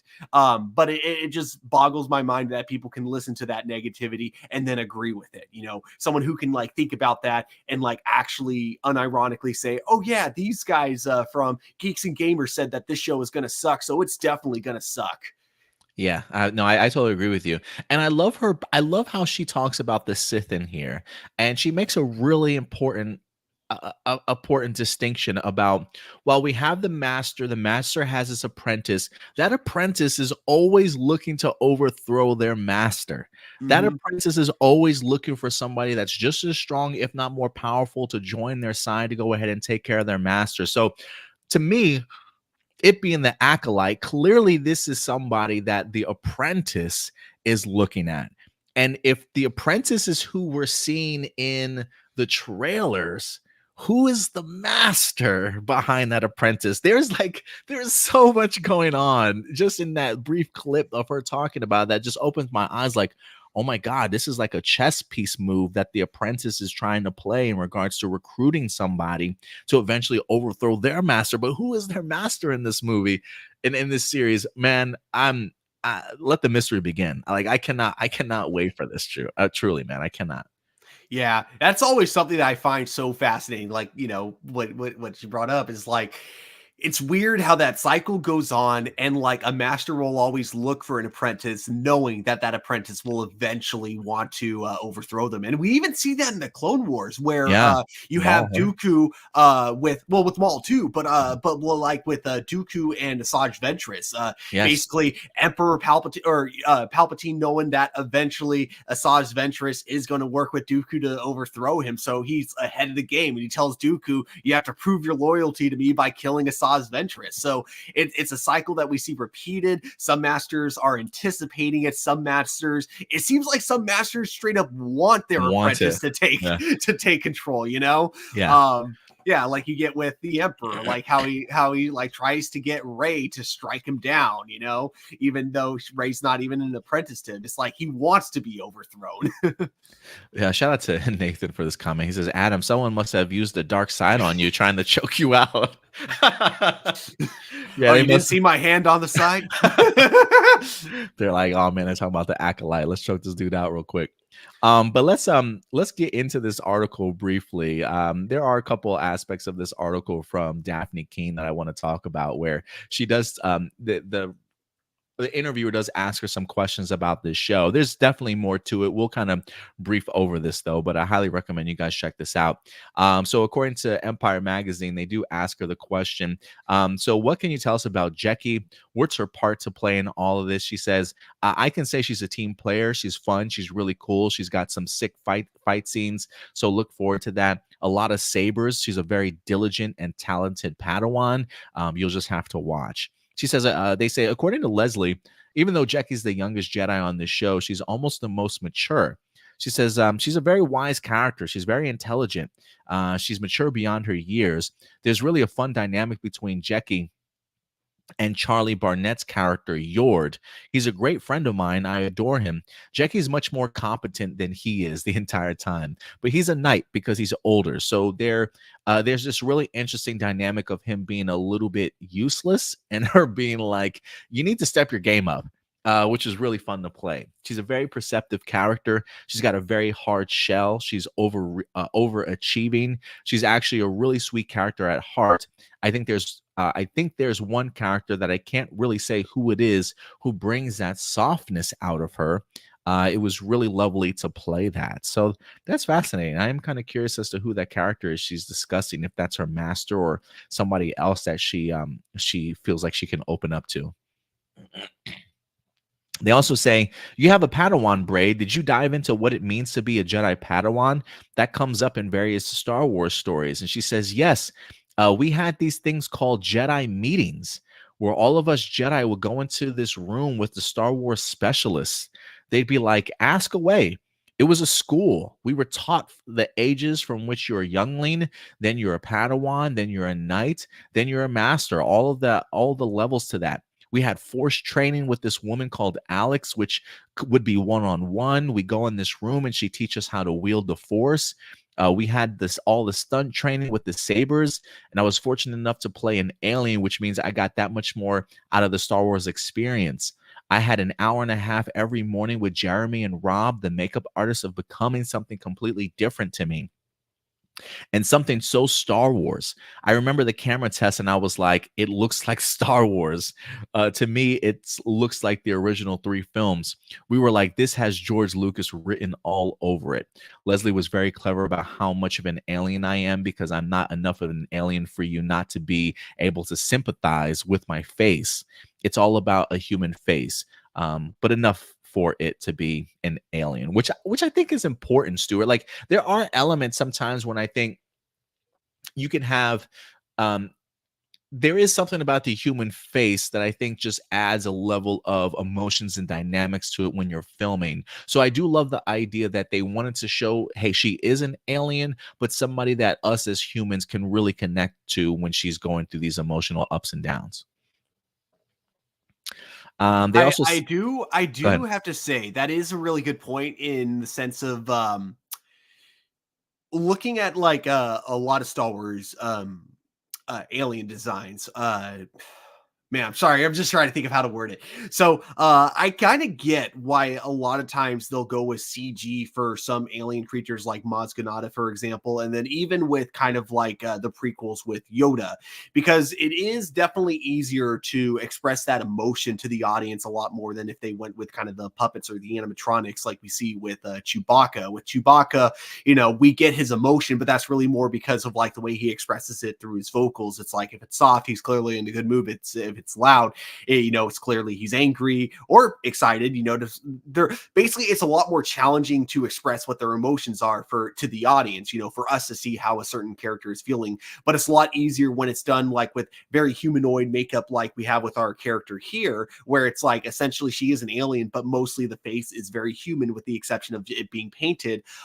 Compared to like, if it ended up being an alien where there was an entire mask covering it, expressing like how they're feeling, that kind of stuff would be a lot more challenging to, convey to the audience. And I do like that she kind of brings up that point there with her being just human enough for audiences to be able to connect with her. Oh, you're muted. Yeah, I was gonna say absolutely. I do love how they take all of that into account for sure. So they, again, just always thinking ahead when it comes to this show so far. It says they also sent you to Jedi school. Please tell me it was on the Jedi Temple set, the ultimate Star Wars experience. She says they should have done that. That would have been so much fun, but no, it was really this long meeting room, and the walls were plastered with Star Wars imagery.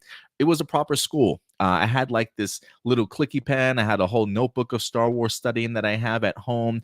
I was moving flats, and my friend was like, "Youngling ages. What is this?" And I was like, "Oh, that's my Star Wars notebook. You wouldn't understand." So she also says Jecki is Master Soul's Padawan. What's their dynamic like? It seems like he sets a very high bar to reach for.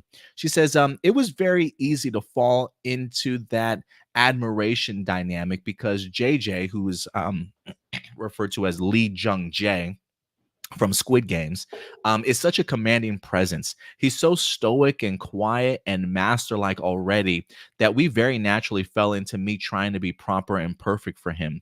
We do scenes together, and I try to copy how he was standing. Jecki has such a huge admiration for him. She wants to be perfect for him. He's such a wonderful actor. We already knew he was talented because we all seen him, but he was doing scenes in a language that's not his own. He didn't know English. He was learning the lines and he was killing it. He was doing a better job than 90% of us on set. It was insane. He just embodies a Jedi master. So there wasn't that much work to do. That is incredible. I was actually like wondering that too when he was announced to play the role, like if he actually did know English for it, because the only thing I knew him for was the Squid Games. So that is really impressive that he was able to, do lines in English when he doesn't even speak English and still do, according to her, a really fantastic job. So I can't wait to see what that's going to look like on screen. Yeah, man, I really cannot wait. And then she does go and say, hold on. I'm trying to see what else I want to highlight from here. Just want to scroll through just a little bit more and see.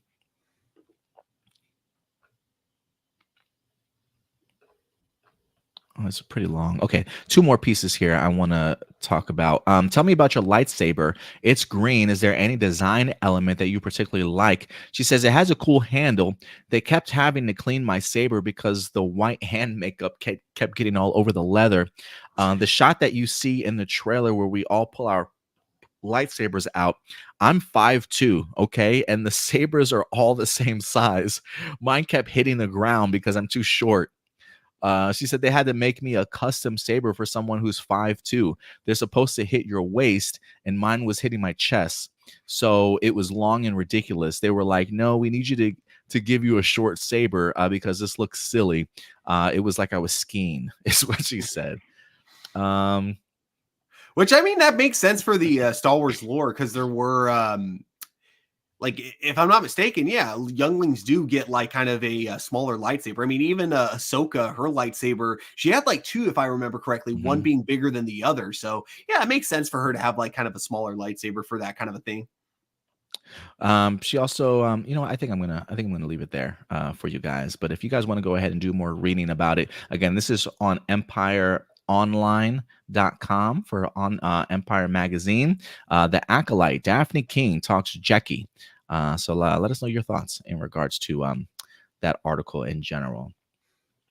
Marcelino, what's up, Marcelino? He says, I still see people saying that they refuse to support the Acolyte because Leslie Headland was Harvey Weinstein's assistant and that Lucasfilm has further tainted their brand. You know, I actually have not seen a lot of that argument. I've seen other reasons, but I have not seen that argument so much. So maybe it's certain YouTubers that you're watching that I don't watch. I'm usually on like Twitter.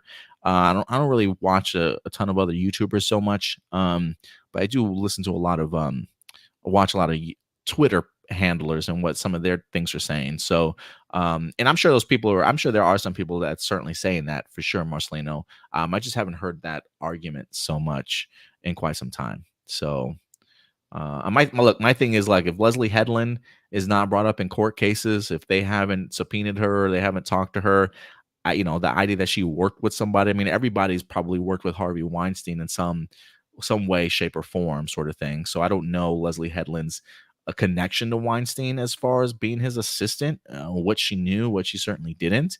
But if she knew something, I'm sure they probably would have charged her. You know what I'm saying? So I don't know why people are harboring on to something like that, to be honest with you.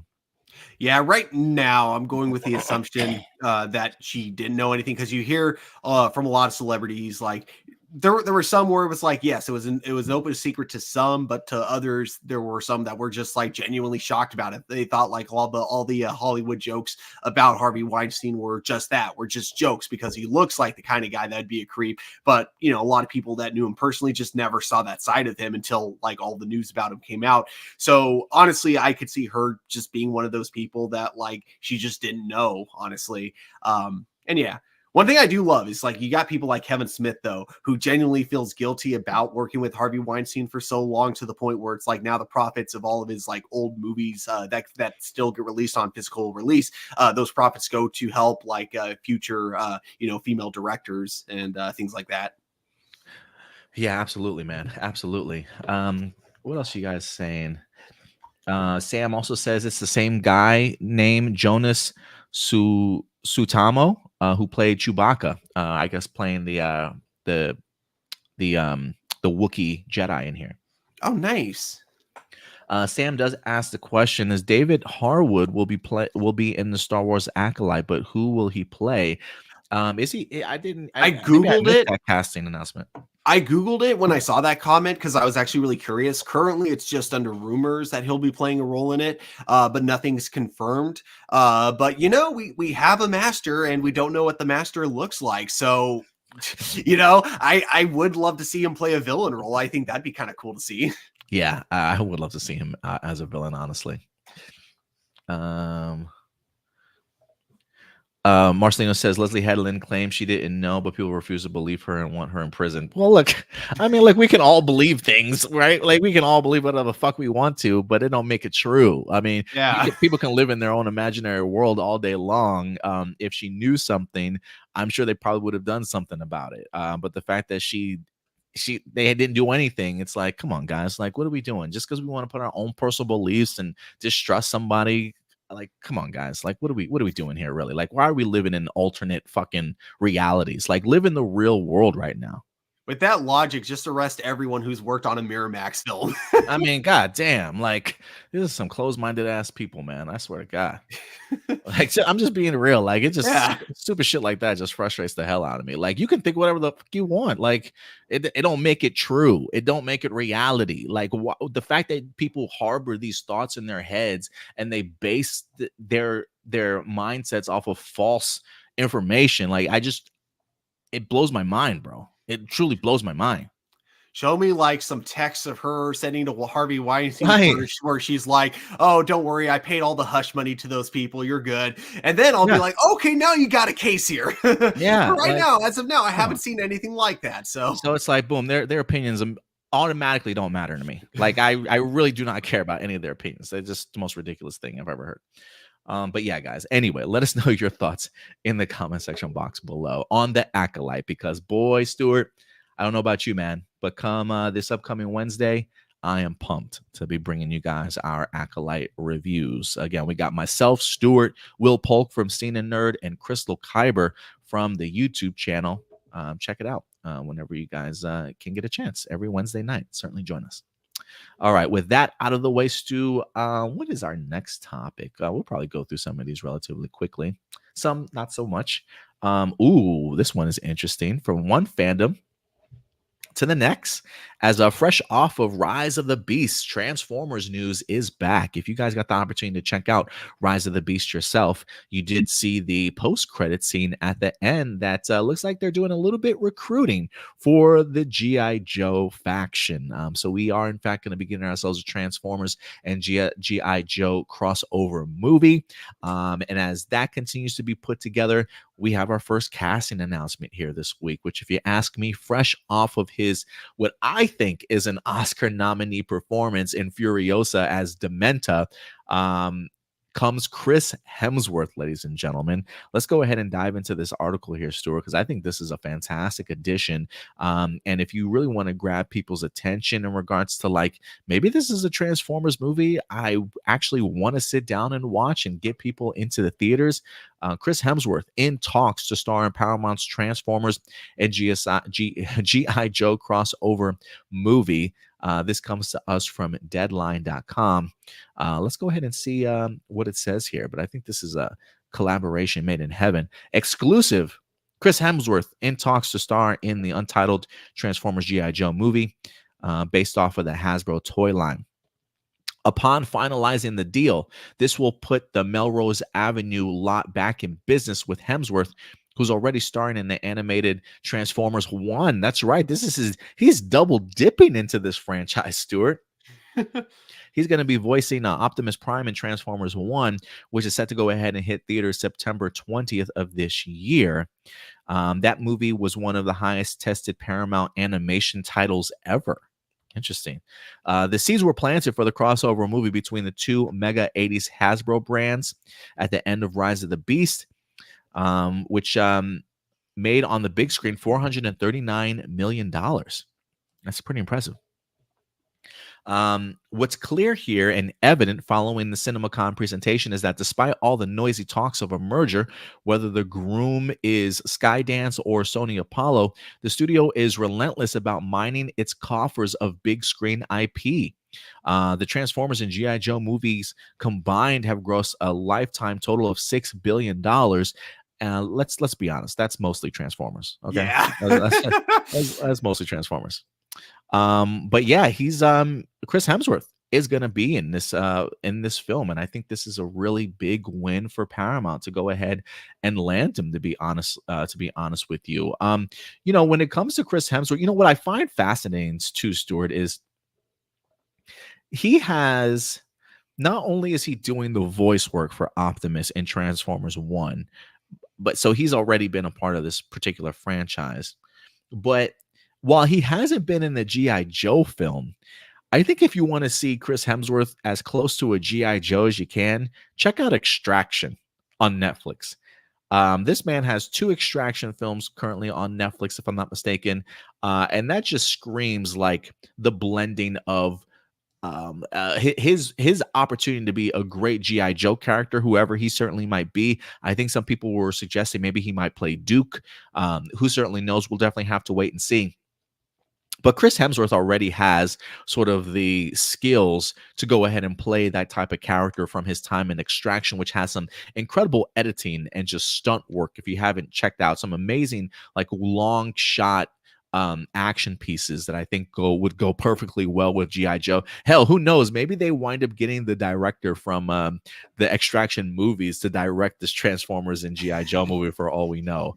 But so it looks like Chris Hemsworth almost feels like he's been getting ready for this role from his Extraction movies, and now you put him in a franchise that he's already familiar with when it comes to Transformers. I think this is a win here, and it might even be a bigger win if, and I'm keeping my fingers crossed, if Chris Hemsworth is in fact nominated for an Oscar in here. There's a part of me that thinks to myself, Adam, that's never going to happen, because the idea of like, I don't know. There's a part of me that just thinks like the Academy, I don't want to say necessarily looks down on films like Furiosa, but maybe doesn't necessarily recognize them as much as they should. Even though I think Fury Road might have gotten some Oscar nominations for maybe editing and special effects and things like that. Here's the thing. I think it only won an Oscar for one of those things. I think it was special effects, but it was nominated for everything, if I remember correctly. Like Fury Road was nominated for Best Picture, Best Directing, Best Editing, Best Visual Effects.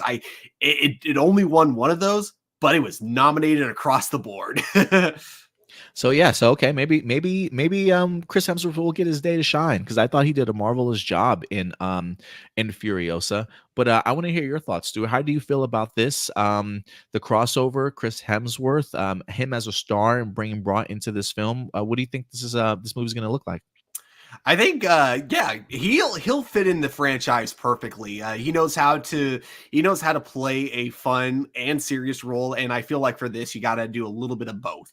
I think that also, like if we're talking Duke from the original 1980s Transformers cartoon, I mean, you couldn't have picked a more like perfect look-alike. Like it's like they took Duke out of the cartoon, made him live action, or they used like an AI generator to say, what would Duke look like if he was a real person? And Chris Hemsworth was just like the person that came up for that. So, and again, that's just me assuming that it's going to be Duke. I just think that would be kind of like the G.I. Joe role he could play like very easily. So we'll have to see, because I'm just going to assume none of the G.I. Joe movies that came before are going to be canon, and the Transformers movies, like I think that Bumblebee and Rise of the Beast are going to be the only two that are canon. I don't think any of the previous ones are going to be canon, just because the continuity in this franchise, in both franchises, are always just all over the place. So I'm going with the idea that this is a standalone movie in its own universe, and so we're going to get a fresh new cast and crew coming into it.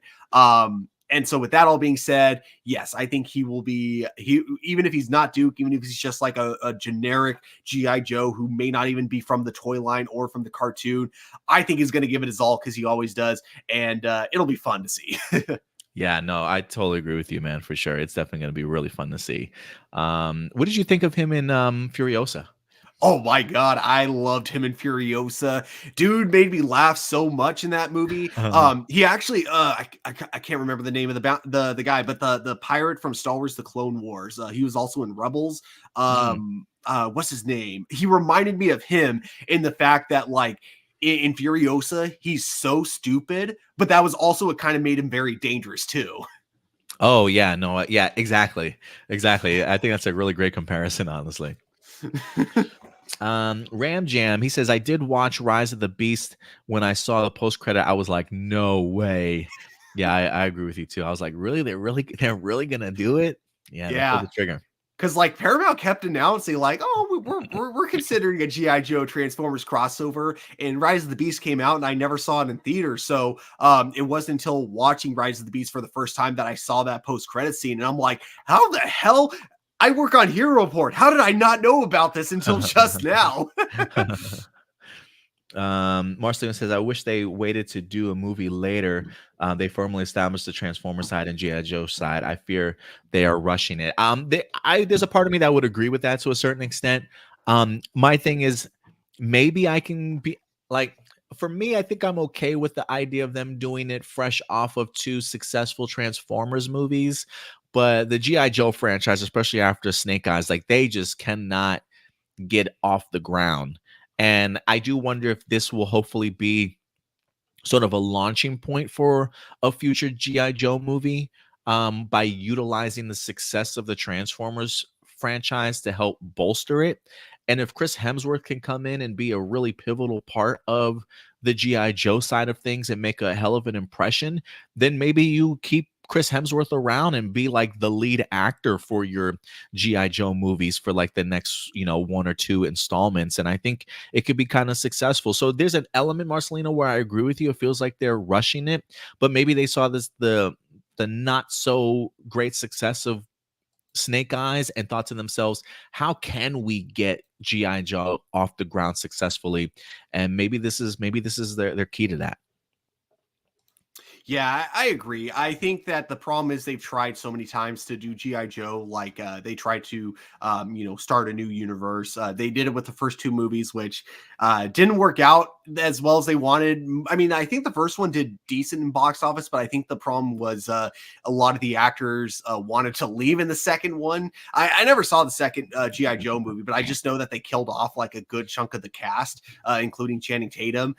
So like already there, it was like, okay, it makes sense that they wanted to start over with Snake Eyes. And then Snake Eyes came out, and I don't think that many people saw that movie because that movie did really bad at the box office from what I remember. But it also could have been because it came out during COVID, so it may not have been the quality of the movie, but Yeah, I think Snake Eyes definitely had the COVID issue, and a lot of people certainly weren't going out. I can't remember if it was a movie that, if they did the simulcasting at the same time, like released in theaters and then also on streaming as well. So, well, yeah, I don't think it did very well financially. So, it has struggled. It definitely has struggled, that franchise. What else are you guys saying? Sam, he says, it's so crazy for Transformers and G.I. Joe fans. First time Chris Hemsworth, second Hasbro film for Transformers G.I. Joe crossover. Nathan says, let's see what he can do. Big success with Thor, so I look forward to watching. Yeah, he could definitely carry a franchise for sure. Hondo is who you're thinking about. Hondo, yes, that was the character I was trying to think of. He also clarified. He says, yeah, they also released Snake Eyes trailer less than 2 weeks before the movie. That's right. The marketing for that movie was terrible. That's why it. Okay, even if the movie is bad, I'm still gonna say that it's a failure at the box office. The main blame goes to the marketing. That I can't believe I forgot about that. Yeah, it was pretty bad. But yeah, guys, let us know your thoughts. How do you feel about the idea of Chris Hemsworth joining the Transformers G.I. Joe crossover movie? I think him being a part of G.I. Joe side of things, especially, will be pretty impressive. So I'm looking forward to this, especially after his take in Furiosa and his Thor movies. But look, guys, we want to know your thoughts. Let us know your thoughts in the comment section box below, guys. And with that out of the way, Stu, let's move on to another topic. We're going to get into the television side of things, I believe. Yes, as it seems as though we may be revisiting the world of 300. That's right. This is Sparta. Whether or not, is it Gerard Butler, Stewart, that they had, right, in that movie? Yeah, I think so. Right. Yeah, it's been a minute since I've seen this movie. I'll be interested if we ever see Gerard Butler in a Spartan suit again. But we'll see, man. But we got news this week that they are looking to go ahead and mine this franchise certainly once again. While I was certainly a big fan of the original 300 film, I don't necessarily think that the sequel itself did any better, but it seems as though they are planning on not necessarily a movie, but giving us a television prequel series. So I thought this was pretty fascinating, especially with some of the names attached to this. Let's go ahead and bring this up. This actually comes to us from Variety. This is an exclusive article from them, letting us know that 300 television series is actually in early development at Warner Brothers.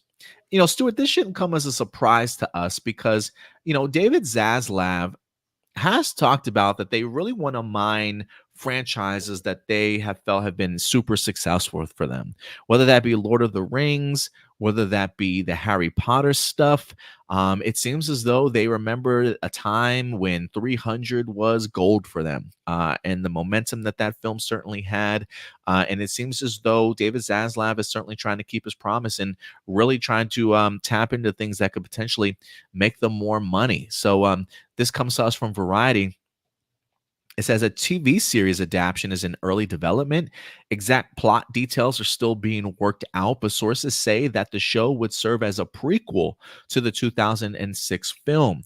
No writer or platform is currently attached to the project. So this feels like it's very much sort of early development in here. Um, Deals are still being negotiated, but Zack Snyder, who directed and co-wrote 300, is in talks to direct and co-produce the series. Deborah Snyder, who executive produced 300, would also return as a exec producer. All of whom were producers of the film are likewise in talks to return. It does talk a little bit about the follow-up film, Rise of an Empire. Should the 300 series move forward, it would be the latest in a long line of films being adapted for television as a push for recognizable IP in the streaming world remains strong, just like we talked about. Amazon, for example, recently ordered a Legally Blonde prequel series, Mr. and Mrs. Smith TV series. Wait. Is that real? A Legally Blonde prequel series on Amazon? Yes, that's real. It's very real, Stuart. So it is talking about the idea that they are really sort of tapping into like these past franchises that have been successful for them and trying to build off of them. And 300 is certainly just one of that sort of that next step in regards to it. But so I am kind of curious. What are your thoughts on this, Stuart? This seems like very early development, no writer attached to it, no streaming service attached to it. So I'm just thinking to myself, is there even a script? But Zack Snyder apparently is circling the wagon to possibly at least direct this series. What are your initial thoughts on the early development of a prequel TV series for 300? It's got potential. Was it, God, did I even see the sequel? I saw parts of the sequel. I don't think I ever watched it all the way through, but first 300 movie, I absolutely enjoyed. Super fun ride all the way through. I didn't think it was anything like that deep, but it also wasn't trying to be. It was just trying to be a fun, panel for panel adaptation of the comic book, kind of in the same way of SimCity. So with this, it would be, because correct me if I'm wrong, but I don't think 300 ever had any prequel comic books or anything that like took place before the graphic novel itself. So I would be kind of curious to see where this would go in a completely original direction. But for me, I'm biased because I'm a dude that loves me some Greek mythology, man. I love Greek mythology. So if you want to give me a series of that, that ties into that, I will watch it. I love Percy Jackson, that series. Even though I haven't read the books yet, I will get around to it because I love the show that was on Disney Plus very much. So I'll definitely be giving it a watch for sure. If it happens, that is. Yeah, I think I'll be giving it a watch also. I am fascinated in this idea of a 300 prequel series. I do think that there's probably a ton of story that can certainly be told here. So I'm fascinated. I'm intrigued. I definitely need to see more before I'm like fully on board. Specifically for me, look, I know people are not necessarily very high on Zack Snyder right now, especially after his Rebel Moon movies, which he directed and wrote himself, sort of thing. I don't know what else. Can you look this up for me, Stuart? What else does Zack Snyder write? What are some of his writing credentials? Because while he did co-write 300, I loved his directing work on 300 and just the art style. Like when I think of 300, like I just think Zack Snyder's directing work and his style fits this world beautifully. So the fact that you tell me, hey, guess what? Zack Snyder is going to be a part of this, putting this together as director. Boom. You got my attention. You got my attention. If you're going to tell me he's going to end up being the full-on writer for this series, then that's where my trepidation starts. That's when I start kind of getting a little bit worried and concerned. If Zack Snyder, and no disrespect to this, but when I say this, but if he can kind of stay in his lane of what he does extremely well, I'll be on board with it. You know, I know not a lot of people are like pleased with all the slow motion stuff that he does. You know, there are moments where the slow-mo works for me. There are moments when it doesn't. So, but I think I don't know if there's a bad slow-mo moment in 300. Mhm. Maybe it's something I'll have to go back and rewatch, but I just think his style works perfectly for that world.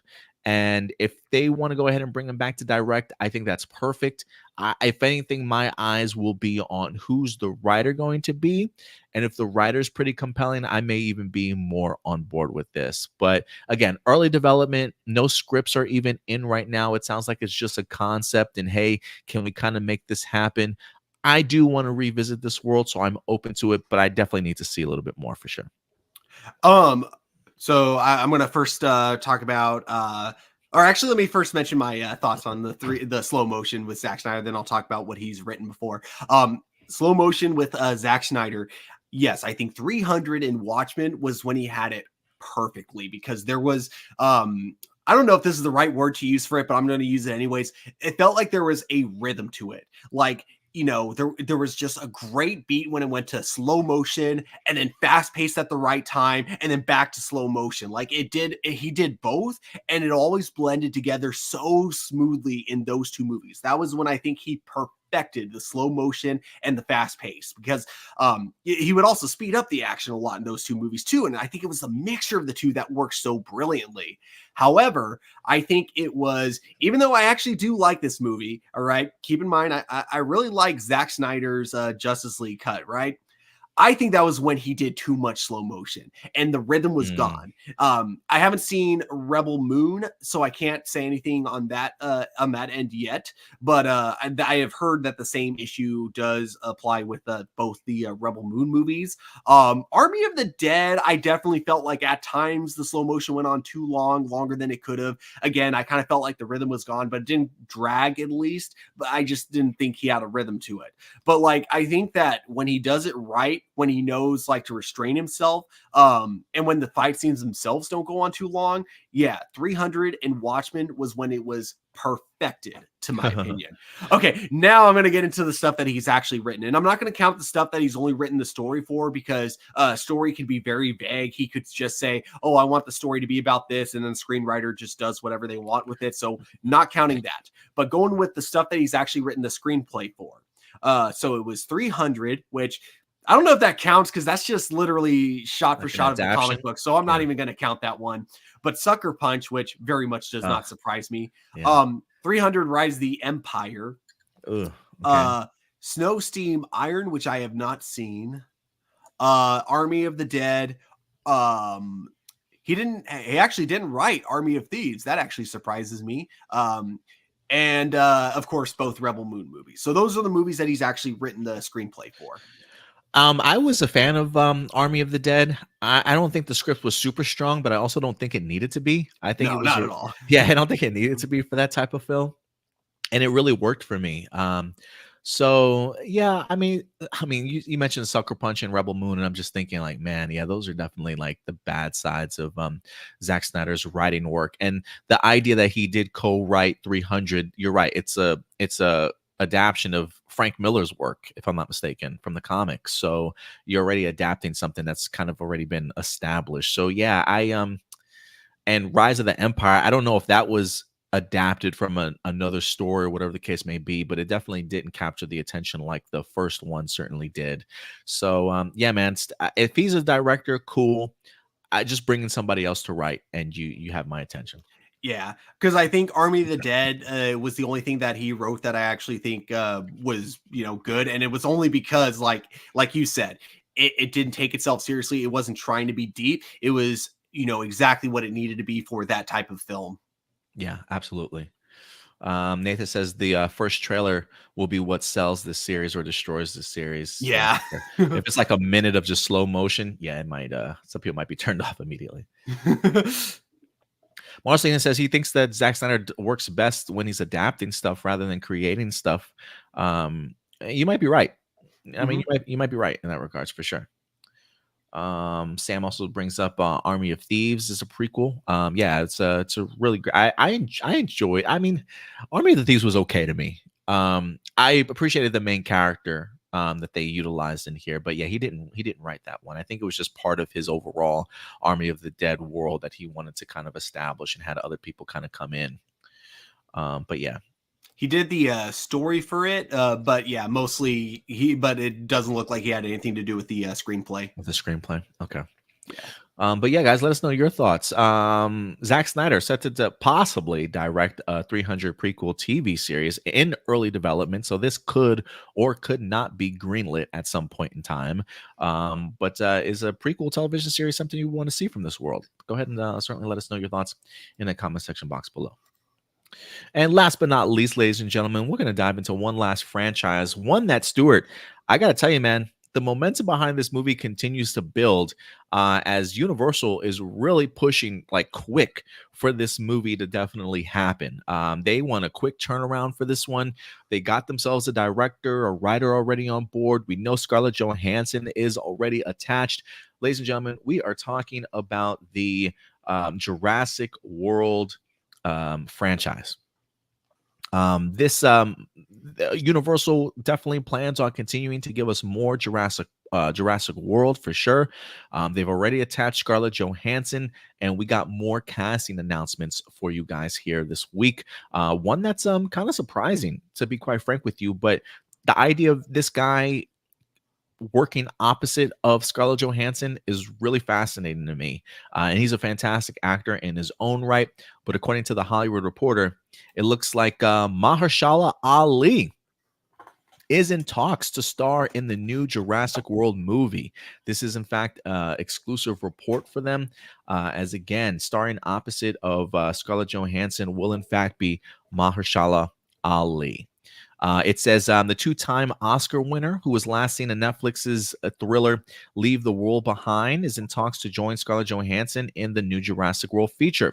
Jonathan Bailey, Rupert Friend, and Manuel Rolfo are already on the manifest for the project that is stomping toward a production start in mid-June in London. So we're literally like 2 weeks away from this film beginning to film. It says Gareth Edwards is in the director's chair. The studio is keeping plot details hidden. It looks like David Cope, who was the original screenwriter for Jurassic Park and The Lost World Jurassic Park, so the first two films, is set to pen the script for the next installment. That's kind of promising, Stuart. It does say Frank Marshall, Patrick Crowley have shepherded the modern Jurassic franchise. They have a theatrical release date set for July 2nd. So yeah, they are hustling to push this movie forward. Locking in Ali would be a get for the picture, as the actor tends to avoid Hollywood blockbusters and has cultivated a reputation of being very selective. He would also bring a certain amount of gravitas to the new Jurassic World, as he's known for his serious-minded roles. He won an Oscar for Moonlight in 2017, and then again in Green Book. So yeah, I mean, the fact that he's attached to a blockbuster franchise like this, Stuart, that's not titled Blade, I am really interested to like what he saw that made this really appeal to him. But let me go with your thoughts first. How do you feel about Mahershala Ali being attached to the Jurassic World? Awesome that he's attached to it. But I think I've given my unfortunate negative opinions on my thoughts on the Jurassic Park franchise, or Jurassic World franchise specifically, a lot already. So I'll try not to go on too much. But basically, yeah, I haven't been a fan of the franchise so far. None of the movies have really appealed to me, unfortunately. But this is a cool win, and if they end up actually getting a good script this time, it's awesome that they got a really good actor to go along with it. I am very curious though, because like you mentioned in the article, like he doesn't tend to do these really big blockbuster movies unless in the case of Blade, where it seems like he has like kind of a lot of creative control over it. So I am curious if like maybe he just saw something in the script, or if he's just always been like such a really big Jurassic Park fan that he's always wanted to be part of this franchise. I'm curious on what it was that convinced him to want to be a part of this role. So I think that curiosity is what kind of gets me intrigued about this new Jurassic World movie, surprisingly. Yeah, I would agree with you. Like, I think for me, when we got the announcement that Scarlett Johansson was going to be in Jurassic World, I was like, really? Like, not to say that she avoids summer blockbusters. I mean, she was part of the MCU, and like every movie she was in was like a summer blockbuster. But when I think of Scarlett Johansson, that's not really the first thing that comes to mind. I think of her in like a movie like Prestige, and there was another one where she did the AI voice for the robot. Was that her? I believe it was. Yeah. So I think the funny controversy about now with ChatGPT, they have like an AI voice that just sounds so much like her. Yeah, and so it's like funny because like they're claiming it's a coincidence, but Scarlett Johansson then came out and said, "Yeah, they offered me to be the voice of ChatGPT like a few months before this happened. So no, I don't think this is a coincidence." And this is Scarlett Johansson, someone who was not afraid to sue Disney when they screwed her over for Black Widow. So it's like, I'm surprised they took that risk in copying her voice for an AI voice, because like, she's going to come after you for that. Yeah, and so I don't really associate Scarlett Johansson with big blockbusters like that. And then you tell me, hey, she's going to be working with CGI dinosaurs. I'm like, really? So the fact that they wind up nabbing her for this film, I was thinking to myself, like, what's the script got to be like? And the fact that they managed to get Mahershala Ali on board too, especially again, like a movie that's getting ready to be thrust into production relatively soon. Like literally like 4 months ago, we had no idea they even wanted to make another Jurassic World movie. And now it's like, hey guys, the film's about to start rolling soon. So it does make me wonder, what is this movie like? Like I'm sure Ollie's not desperate for money or to be attached to anything right now. This man is as selective as it comes when it comes to Hollywood and picking his movies right. So when I read this article, though, Stuart, and I say David Cope, who wrote the first Jurassic Park and the second Jurassic Park, penning the script, God, we know how legendary the first one is. Some people hit or miss for the second movie, but it's got Jeff Goldblum. It's got some great moments in it for sure.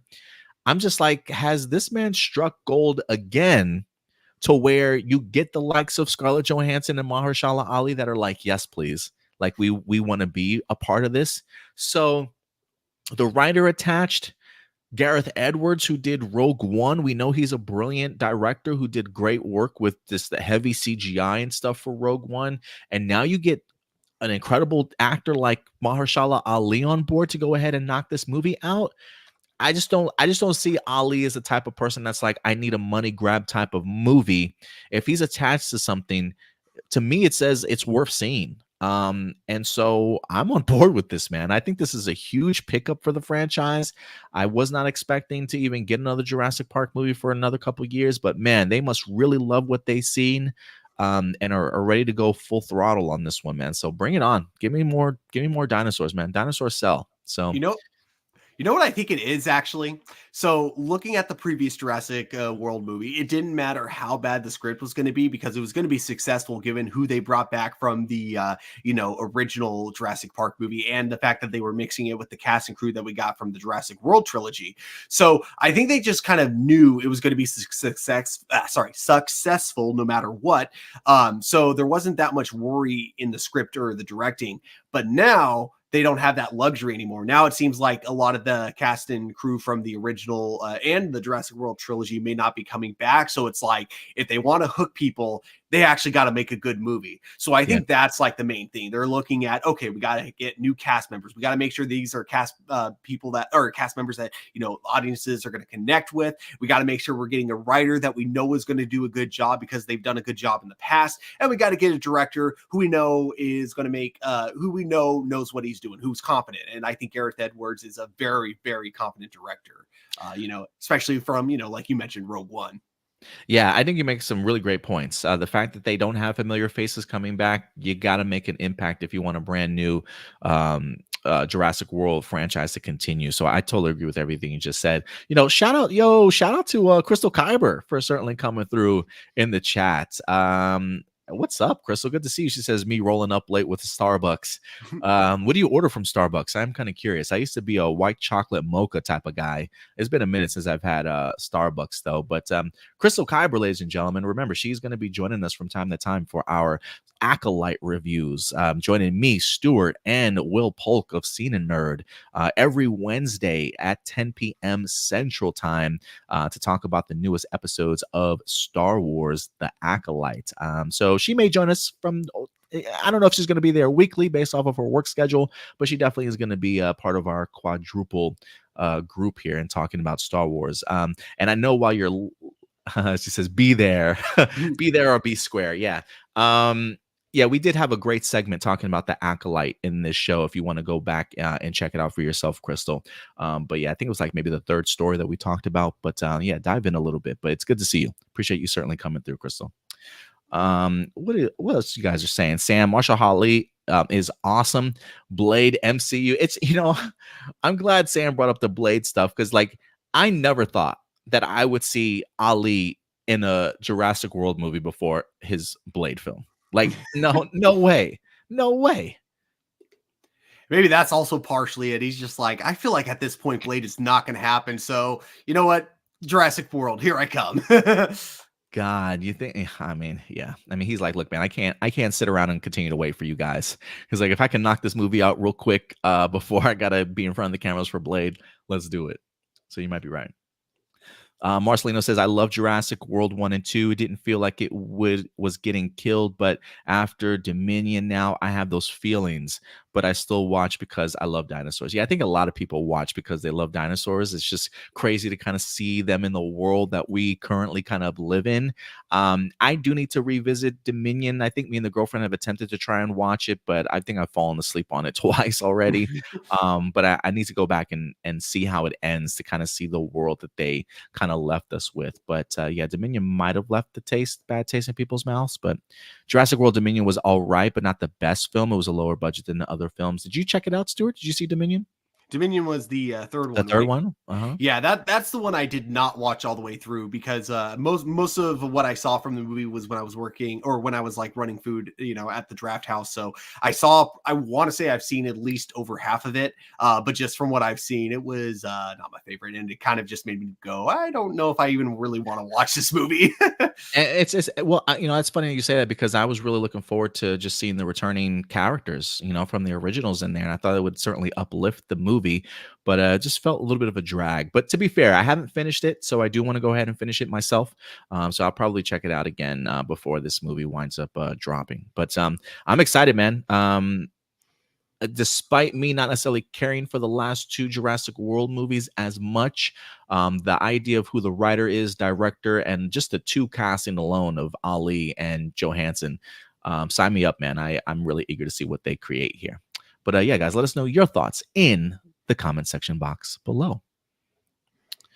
And with that, Stuart, I think you know what time it is, sir. I do indeed. Let's go ahead and dive in, shall we? And now, everybody, it is time for live viewer questions. And we're going to get to our live viewer question segment of the show for you guys today. How do you submit a live viewer question? I'm glad you guys asked. As always, let me go ahead and I'll guide you along the way, shall we? Let's go ahead and do this, man. Let me bring this up. So every Saturday, we will go ahead and post a live viewer question post on our YouTube page. Go over to our YouTube channel, as you see here. Click on that community tab. And as you click on it, boom, there is your live viewer question post. So we got 6 questions, or at least 6 comments today. So we're going to go ahead and dive through some of these first. Let's reorganize this a little bit. And we'll go ahead and start breaking some of this down. Let me also... Let's put on some smooth tunes, shall we? This might be kind of... I'm going to bring it down a little bit. All right. Usually a little shaky at first when it comes to my voice, but we'll work this out here. Yeah. I wonder if it's just like the StreamYard takes a minute to recognize what's like coming audio coming from the mic and what's like background music. Yeah, no, absolutely. You're absolutely right. If it is a little bit too loud for you guys, let us know in the comment section box below. We'll lower it if we need to. But let's get into the live viewer questions, man. Doomsday. What's up, Doomsday? Appreciate you guys coming through, man. He says, what Sentai season would you like to see get a reunion movie that hasn't gotten one yet? What about for Power Rangers? Well, for Power Rangers, I definitely want to see SPD get a reunion, especially because like if they wanted to save some money, I mean they've had 2 reunions now for Deca Rangers, so they could totally do that. As for Sentai though, I guess it might be a little too early at the moment, but give it a few years, I would love to see Q Ranger come back because I freaking loved Q Ranger. Power Rangers, I want a Time Force reunion. I want a Time Force reunion. I need Jason Fountain, Aaron Cahill to come back. I want to see what that's brewed over the last several years. So give me a Time Force reunion. As far as Super Sentai, have we gotten a Go Busters reunion before? Like a 20 years after? No, I don't think so. Give me a Go Busters. One, because it was like one of the most unique Super Sentais during that time period. The spy espionage element, and I always really loved the trio sort of chemistry that they wind up having, the family chemistry. So there's a part of me that would like to see a Go Buster reunion for sure. Did you hear that the actress who played the Yellow Ranger and Car Ranger sadly passed away on May 31st this year after a 3-year battle with cancer? Yeah, I believe somebody in my Facebook chat, Alfonso, shout out Alfonso, I believe he sent me the news that she certainly passed away. Just unfortunate. I personally never watched Car Ranger just because of the heavy comedic influence of it, but yeah, I never watched it, so I wasn't really too familiar with her. But always a sad day when people that actually watch these shows and people that grew up with these characters, they unfortunately have to deal with the realities of life, and that's the death of one of people that we look up to. So it's a shame. So prayers and everything to her family and her friends, man. I'm sure it was a really tough day. Mm-hmm. Was Car Ranger the adaptation of or was Car Ranger adapted into Turbo? Yeah, I believe that was the Turbo adaptation. Yes, sir. Oh, okay. Next up here, Marcelino. What's up, Marcelino? When the first episode of Gotham Knights hit, Absolute Marvel and DC, a spin-off of Comic Historian, where they review movies and shows, made a review on it, and they expressed their problems with how Cullen and Harper were portrayed. They aren't the type of people who say representation is bad, but the way that Cullen and Harper were introduced in the interrogation scene felt like they boiled them down as a LGBTQ token character and didn't do anything else with their characters, filled with dialogue that no one should say in real life. So definitely didn't agree with the dialogue. To them, it came across as the token black guy trope from the 90s, and it came across as she's bi, he's trans, and that's why they teamed up with Dwella.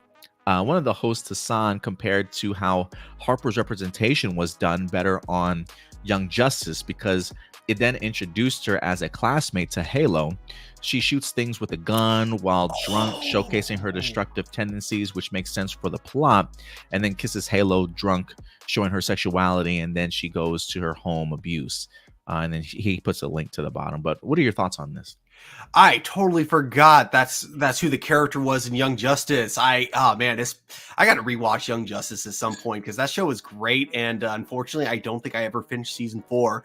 But yes, I do okay, so I have not seen Gotham Knights. Let me put that out there, but just judging from what I've seen from Batwoman and knowing that these are the exact same writers from Batwoman that worked on Gotham Knights, there were definitely times, especially with Ryan Wilder's introduction, where like I can definitely see that was like kind of an issue with the writing kind of going into Batwoman. So I could see that issue being there with Gotham Knights, is they were like, they wanted the representation, but they didn't think about the character representing that representation, if that makes sense. And so I think with Ryan Wilder, it ended up with her character taking a little bit longer than it should have to have her fully fleshed out, despite the fact that they literally described her whole backstory in the first 2 or 3 episodes. We know everything about her, and yet she doesn't feel fleshed out until season 3, which was, you know, just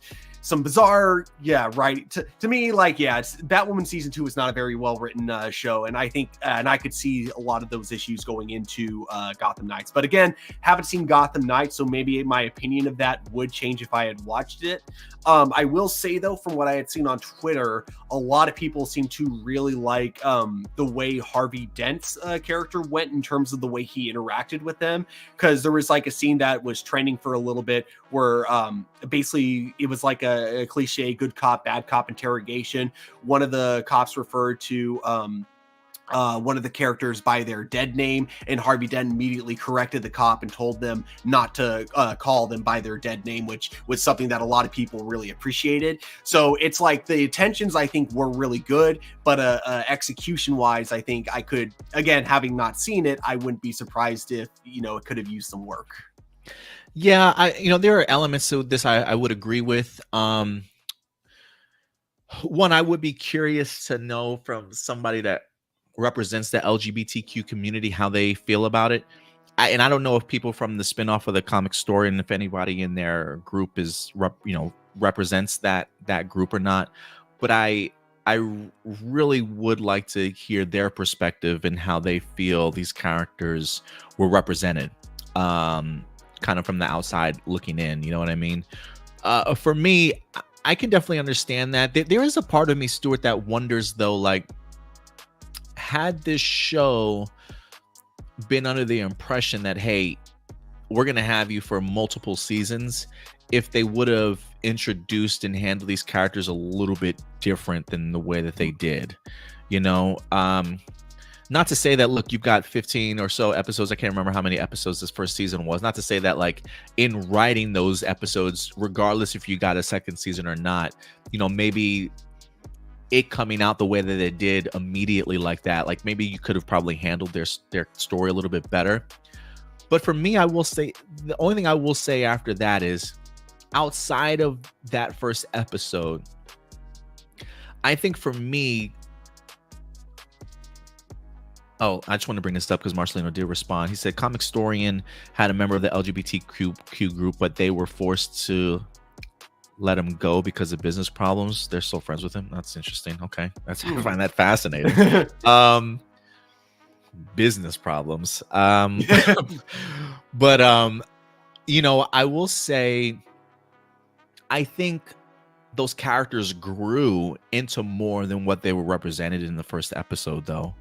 Like when I look at Cullen specifically, I appreciate the idea that he kind of becomes like his own person, that he becomes more comfortable with himself and who he is in his skin, to the point to where he's almost like, I don't want to say the cheerleader, but he's also like the not only the voice of reason, but almost like the voice of inspiration for other members in the team. And I think he really finds his footing and growth of a character that doesn't necessarily rely solely on the idea of being the token character anymore. Maybe it felt like that within the first couple of episodes, like, hey, look how much inclusion we have on this kind of show. You know what I mean? But his character and Harper's character, I do think, once they start peeling back the onions and you start learning about their lives and you see how they're interacting with the rest of the crew, I definitely do think that these characters, especially Cullen, because I think if people go back and they watch my reviews for Gotham Knights, I think the one person I just did not know how to feel about was Cullen. And so the idea that this character grows on me, and by the end, I'm like, he really became a character that I was a really big fan of. I think they did a lot more with these characters than what they initially introduced them as. So I can understand the idea of that some people might have had pushback about how they were kind of introduced. Because I do think that sometimes we go into these series already with a mindset. And I think Gotham Knights already had a negative mindset that people had about it before it even started. So we might have even been looking for things more glaringly than we initially should have been. But I can see if some people had their complaints about it, like too on the nose, too forceful down the viewer's throat sort of thing. But again, I would really like to hear the perspective of somebody from the LGBTQ community and how they felt about the representation within that first interrogation sort of sequence. Because I do think eventually, if you stick around with this series, they do become more than what they're initially established as. And I think for me, I appreciate character arcs and how they grow and how their stories continue. And so I think Gotham Knights handled it pretty well as the series at least wind up continuing. But, you know, I can understand some of the pushback that it wind up getting. When the Arrowverse did the Earth Prime comic was first coming out, I expressed my concern that as a non-comic book reader and someone who watches the TV, that I was afraid that in future seasons they would heavily reference the comic book and make me feel like I have to read the comic to understand what's going on, especially since the comic had the Arrowverse cast meeting Ryan Wilder and Stargirl. My question is, was there ever a time when you felt like an expansion of a popular property made you feel like you had to check out the existing branches when you think it should have regulated to the main property? First off, do you believe that story in the sense of like, not that you agree with Marcelino here, but after the comic books came out, did you feel like you needed to have read the comics to understand what's going on in the series? No, because despite it being like kind of a big scale comic, it was also very standalone. It didn't really have any big impacts on the Arrowverse. The only thing that was like the only big piece of canon that was kind of changed is like we now know that Kara knows that Ryan Wilder is Batwoman, because apparently Kate Kane does not keep secrets. So never trust Kate Kane with your secret identity, because apparently she just immediately was like, oh, hey, Supergirl, by the way, Ryan Wilder's the new Batwoman. So never give your secret identity to Kate Kane in those comic books. But, you know, again, that's something that if it ever did come up in the Arrowverse, it could have easily been explained off screen. As for Stargirl, like, technically we see her in her own comic book, but it doesn't really tie in directly to the Arrowverse, just to the villain who meets Stargirl, but like she herself doesn't tie into any Arrowverse property. So I would say that that was not an issue with those tie-in comic books. However, to answer the actual question, I do think I feel that way with a lot of the MCU shows. I do think that the way they kind of expect you to watch all of that, to keep up with all of it, to know what's going on in the movie, like I think that was definitely a huge issue when it came to Doctor Strange in particular, because where we saw, you know, Scarlet Witch from the end of Avengers Endgame and where we see her in Multiverse of Madness, they kind of explain it. But you know, you're not going to get that. You're not going to get that same impact. You know, it's not going to mean anything to you unless you've seen the show. So that's an example of where I think they kind of force you to have to watch WandaVision if you're going to watch, you know, Multiverse of Madness. Yeah, you took my answer. I mean, that was the first thing that came to my mind, is like the expansion of the MCU after Endgame made me feel that exact way.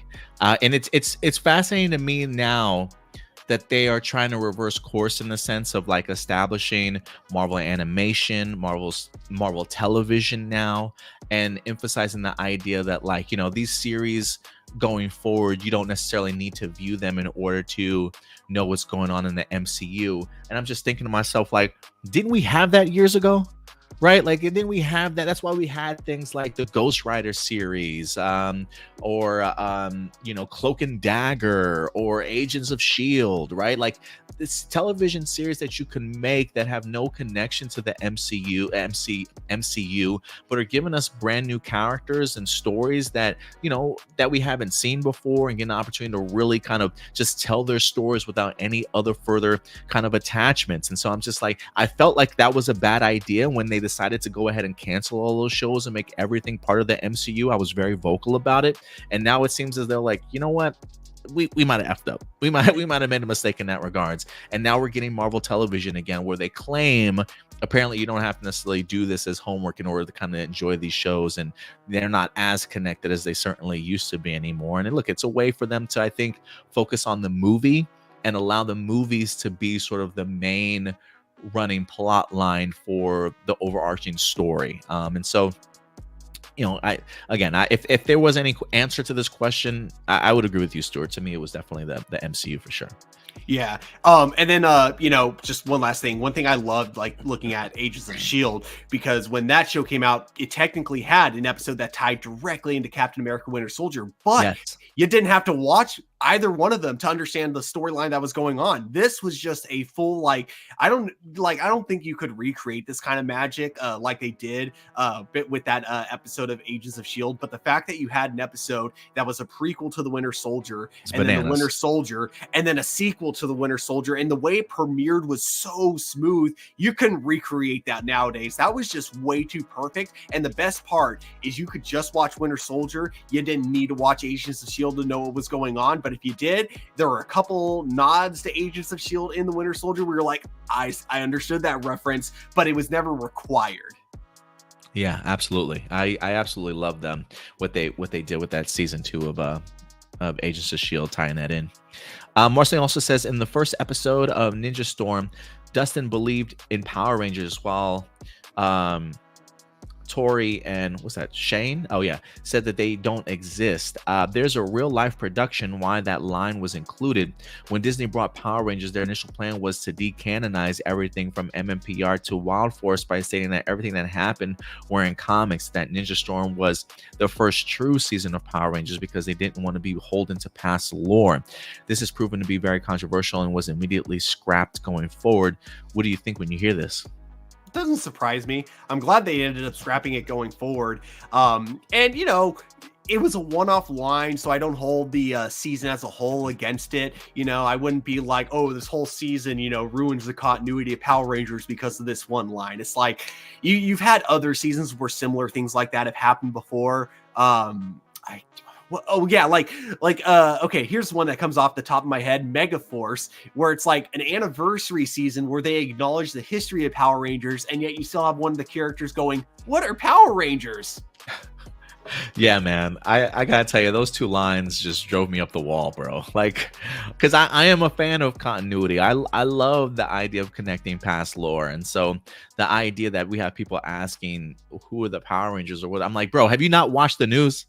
Like, have you not watched television? I'm sure they got to be reporting about a big ass monster destroying a city, you know, miles away from you, bro. Like, I'm sure there's got to be a history and lore. So, yeah, anytime they did that, it definitely drove me crazy. And I think that's probably one of the other reasons why I distanced myself a little bit from Power Rangers after that, in regards to it being on Disney, because I just felt like, until like Dino Thunder, I felt like this stuff was always so disconnected from the rest of Power Ranger history prior to that, you know, with the exception of maybe some of the team ups that we might have gotten. But other than that, I just it's one of the reasons why I think I fell off, honestly.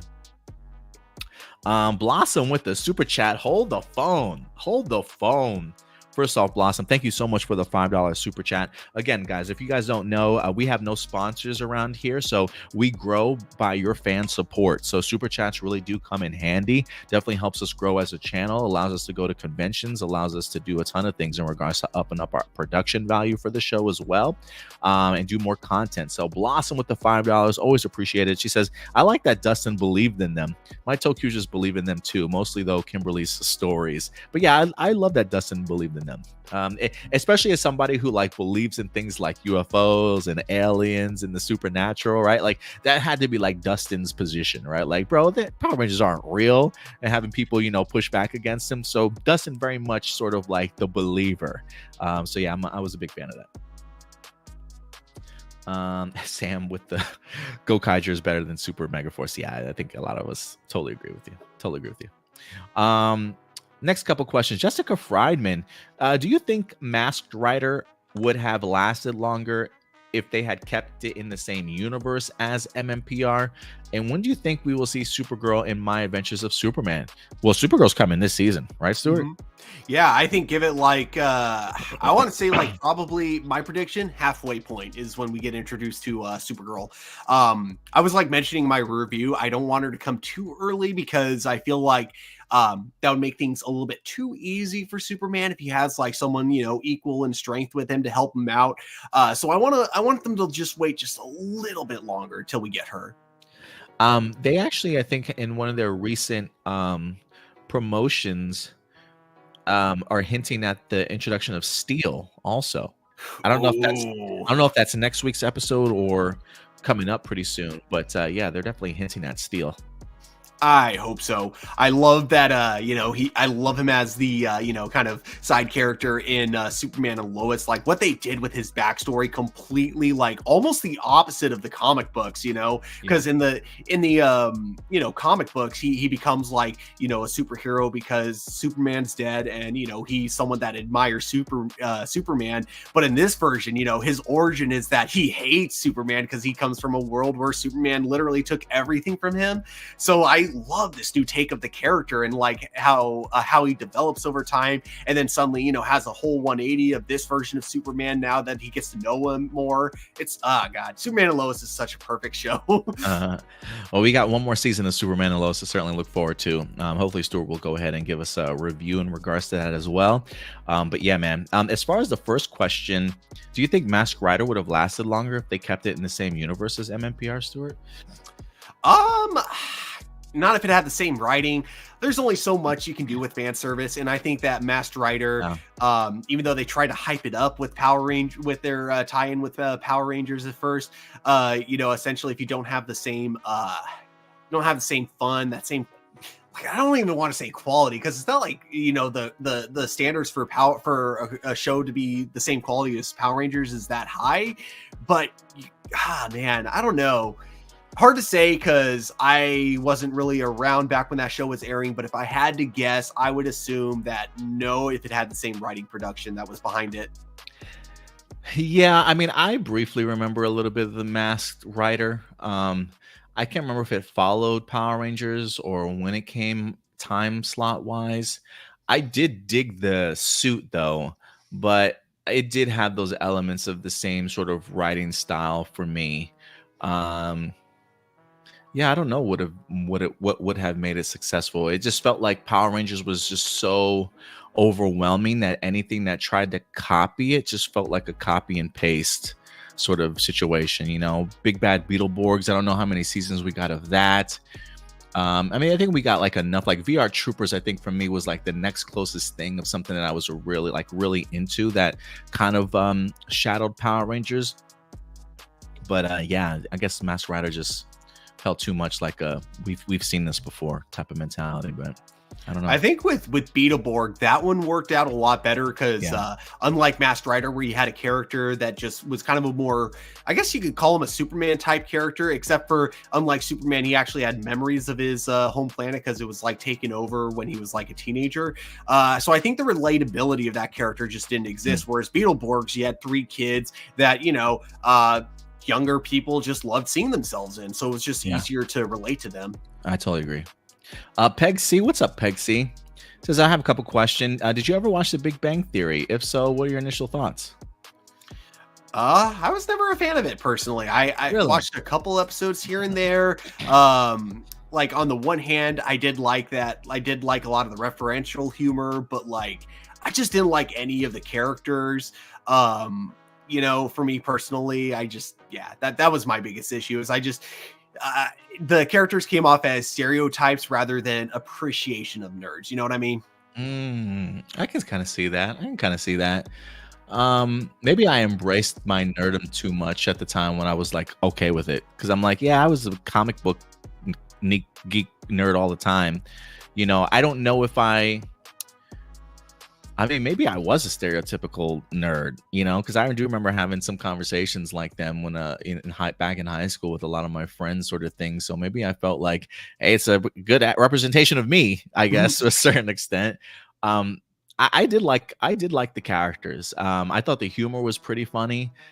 it became one of those shows where I could eventually just put on in the background and just play and just have some good laughs, sort of thing, you know. So I know that this show definitely got some pushbacks, especially in regards to like things that you're saying, Stuart. So I do know that argument is out there, but the show just never bothered me like that. I really embraced it, and I had a good time with the show.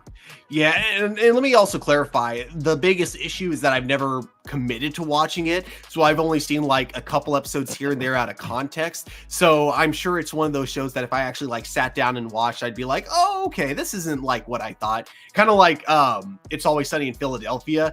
What turned me away from that show was that I watched an episode with no context, and it was anyone who's seen the show knows exactly what I'm talking about, but it was the implication joke when they were like looking to buy a boat. And so I saw that scene without context, and that's what made me go, the show is terrible. But then years later, I realized, oh, these are supposed to be terrible people. That in of itself is the joke, is that the people that own the bar are horrible people. And so when you watch it with that context in mind, the show is freaking hilarious. I'm glad you brought that up, because my girlfriend loves It's Always Sunny in Philadelphia. And I remember when I first watched it, I was like you, I was so turned off by it. I was like, this is a horrible effing show. Like, I cannot believe the shit that they're getting away with saying. Like, it just really turned me off. But the more I listen to it, because you know, I can't say that I'm a diehard fan or that I'm really a fan, but like if my girlfriend is watching it and it's in the background, I'll pay attention to it. And man, like they are such terrible people, but it just makes me fucking laugh so much. Like it's just like, oh my God, like I can't believe they're doing that. Like I cannot believe they're saying this. Like, but when you get who the characters are and how it's meant to be, yeah, I totally agree with you. So yeah, that I looked at Always Sunny in Philadelphia the same way that you did. Blossom does say, you know, Big Bang Theory is okay. Had a crush on Leonard, still do, but between Sheldon being rude, yeah, he's a rude ass for sure, and Penny being somewhat of a jerk, geez, oh Jody. Yeah, it's definitely not a show for everything. Sam says it feels like Friends to him.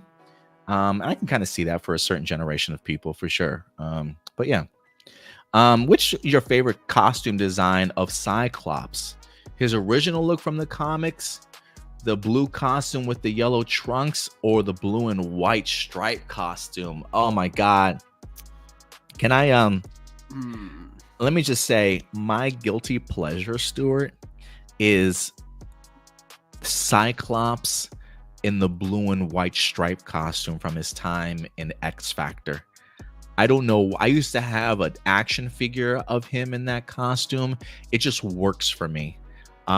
It looked ridiculous with this big ass X on his, but it's just something that pops from just the all blue with the yellow visor and yellow trunks. And then, you know, we get to see him in the 90s where he's got all the yellow, the packs and stuff going across.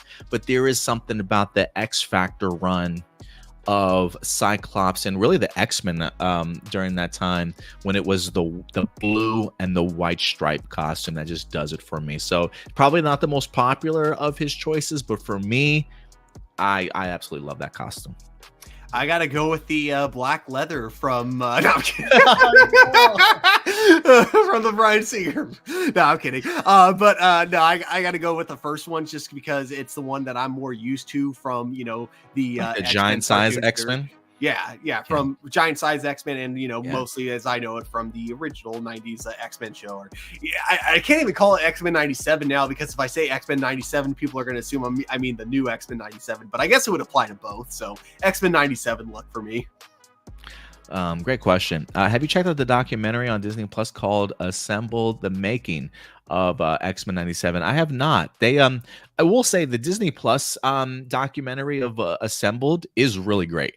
If you guys want to see how some of your favorite movies and television series from the MCU are made, Assembled is a really great series, if you ask me. But I have not checked it out for X-Men 97. I didn't know they even had one. So now that I know, I will be checking it out for sure. I really want to know the thought process of what went into making that show. Let's see here. What else we got? We got two more sets of questions. Blossom. First off, Oh, did I miss anything? Okay. First off, glad to see you dudes again. Do you remember what I said about Lupin Pat being a subsidiary of SPD? Lupin Rangers spy on the villains to give the mentors info, and the Pat Rangers are like police patrol. How do I connect it to SPD? Oh, I would say if it were up to me, I would say basically have it be either a subdivision of SPD, or you could have it be its own thing separate from SPD, and therefore have the two of them kind of butt heads about jurisdiction. I like the jurisdiction aspect. I really do. Like, or maybe like the Lupin Rangers can be the undercover department of the SPD. Yeah. But I do like also the idea of the butting heads about this is our jurisdiction and like trying to fight over who gets to investigate what. I dig both of those ideas. Especially because Space Patrol kind of implies they only deal with threats that come from outer space. So, Lupin Ranger probably deals with like other threats that are like on Earth. So what do you do now if it's like a threat that gets its power from outer space, but it's an Earth threat? Whose jurisdiction is that? Something along those lines. I don't know. I dig it, bro. I think you nailed it. So remember when you said that Alien and Predator movies kind of reflect society's reliance on technology as well as AI? Pretty haunting that it's pretty real, right? I mean, geez, O'Malley. I mean, yeah, as terrifying as it's ever been, honestly. I thought about this yesterday because, okay, has this ever happened to you? Have you ever gone to a Starbucks or something like that, and suddenly there is a power outage, and you get there, and the employees do not know what to do anymore because we're so reliant on using digital terminals for taking orders and stuff like that. So I kind of agree with this, and I thought about this yesterday because we had that issue at the Draft House, which I told you about before we began the show. And I think it is kind of funny because there's nothing wrong with using technology for this stuff because it does make things easier. I just think it's so weird that even though power outages are such a common thing, it's so weird that companies don't prep their employees for like a backup plan for when a power outage happens, because they happen all the time. And yet every place I've ever gone to where there's a power outage, whether it be, I say Starbucks because I had this exact experience at Starbucks, where you think there would just be like kind of a simple solution of only taking cash and, just basically being able to do it by hand. But because what's cash? Yeah, exactly. But because like employees aren't expecting that kind of a situation, they're not trained for it. Understandably, they don't know what to do. And it's just like, it's weird that companies don't prep for that kind of thing. I mean, our power goes out and I'm like, babe, what do we do? I'm like, we literally had a power outage because of a terrible storm. We had no internet, no power. And we were just like helpless. And I'm like, I told my girlfriend, I'm like, babe, if AI ever decided to take over and just shut all this shit down, like we got to learn how to make fire. Like we gotta learn to survive in just the elements, bro. Like we need to start doing our survival training like now. And like, it is terrifying. Like I try not to go down these rabbit holes too much, but it's like my bank account, like I could wake up one day and it just be $0. Like my money could just be gone. You know what I'm saying? Like somebody could have just hacked something and like we could lose all our currency. And I'd be like, what the we got no money. What are we supposed to do? Sort of thing. Right. Like we definitely have to prepare better for just like backup plans for sure. Because a lot of these companies certainly aren't. I don't think we take the threat seriously enough until it actually like happens. And I think if we freak out just over the idea of our powers going out for like a couple of hours, imagine literally being set back decades, if not centuries, for some reason one day AI wants to go crazy. I don't know if we're at that point. I'm just saying there needs to be backup plans for people. That's all I'm saying. Yeah. Luckily, we haven't gotten to true AI yet. So, we so far AI, it doesn't think for itself. It just uses, patterns and everything. That's how it does stuff. But when we get to the point where AI can actually think for itself and we get our first true AI, then yeah, I agree. It's like, oh, what are we going to do now? Yeah, like I just watched a little bit of that APlus movie with Jennifer Lopez. Terrible movie. I haven't finished it, but I'm like, oh my God. But yeah, all this movie about AI stuff and robots taking over the world. knowing that we're messing around with this stuff right now, it's like, man, I hope we're preparing ourselves, bro. Like, I hope, it's one of those things where I'm sure AI and that technology that's created out of that will certainly benefit people, but you can't tell me that everybody's using the Boy Scout rule when creating this type of stuff. You know what I'm saying? Like, somebody's going to have a mentality of wanting to either not put in filters or not put in certain blockages and just, let's see what this AI can do. And, just be the downfall of us. So I'm just, be prepared, y'all. Just make sure you're prepared. So I'm going to start taking my survival classes here really soon. It'll be, the next Oppenheimer is going to be AI, I mean, bro, you may not be far off. Blossom, what's up, Blossom, with the $5? Again, man, thank you so much for supporting the channels. Jurisdiction and Undercover, so Rodacious. How do you pronounce that? I think it's Radocious. I think that's what it is. Thanks, fellas. So telling my creative partner this, they can be rivals, but on good terms too. Maybe not so good terms all the time. Maybe you have the leader of each jurisdiction, a little like the bad cop. You know what I'm saying? Nothing wrong with that. Oh my gosh. So my fiance and I just finished a series called Tacoma FD. And there's like this, basically it's a comedy. It's kind of like Brooklyn Nine-Nine, best way to describe it, except for instead of it being about the police department, it's about the fire station. And there's this hilarious bit that goes on throughout the whole series about their rivalry with cops, basically in the Tacoma PD. And I'm just thinking, if you want, you could also, if you ever want a one-off, just a funny one-off filler part of the story, just have kind of a prank war between the two of them like you have in Tacoma FD. You're muted. I don't think I've ever seen the show before, but maybe I'll give it a shot. If you like Broken Lizard, which is the guys that did Beer Fest and Super Troopers and that kind of stuff, you'll love Tacoma FD because they're the same people behind it. They're freaking hilarious. Okay. Sam, what's up, Sam? Appreciate you coming through.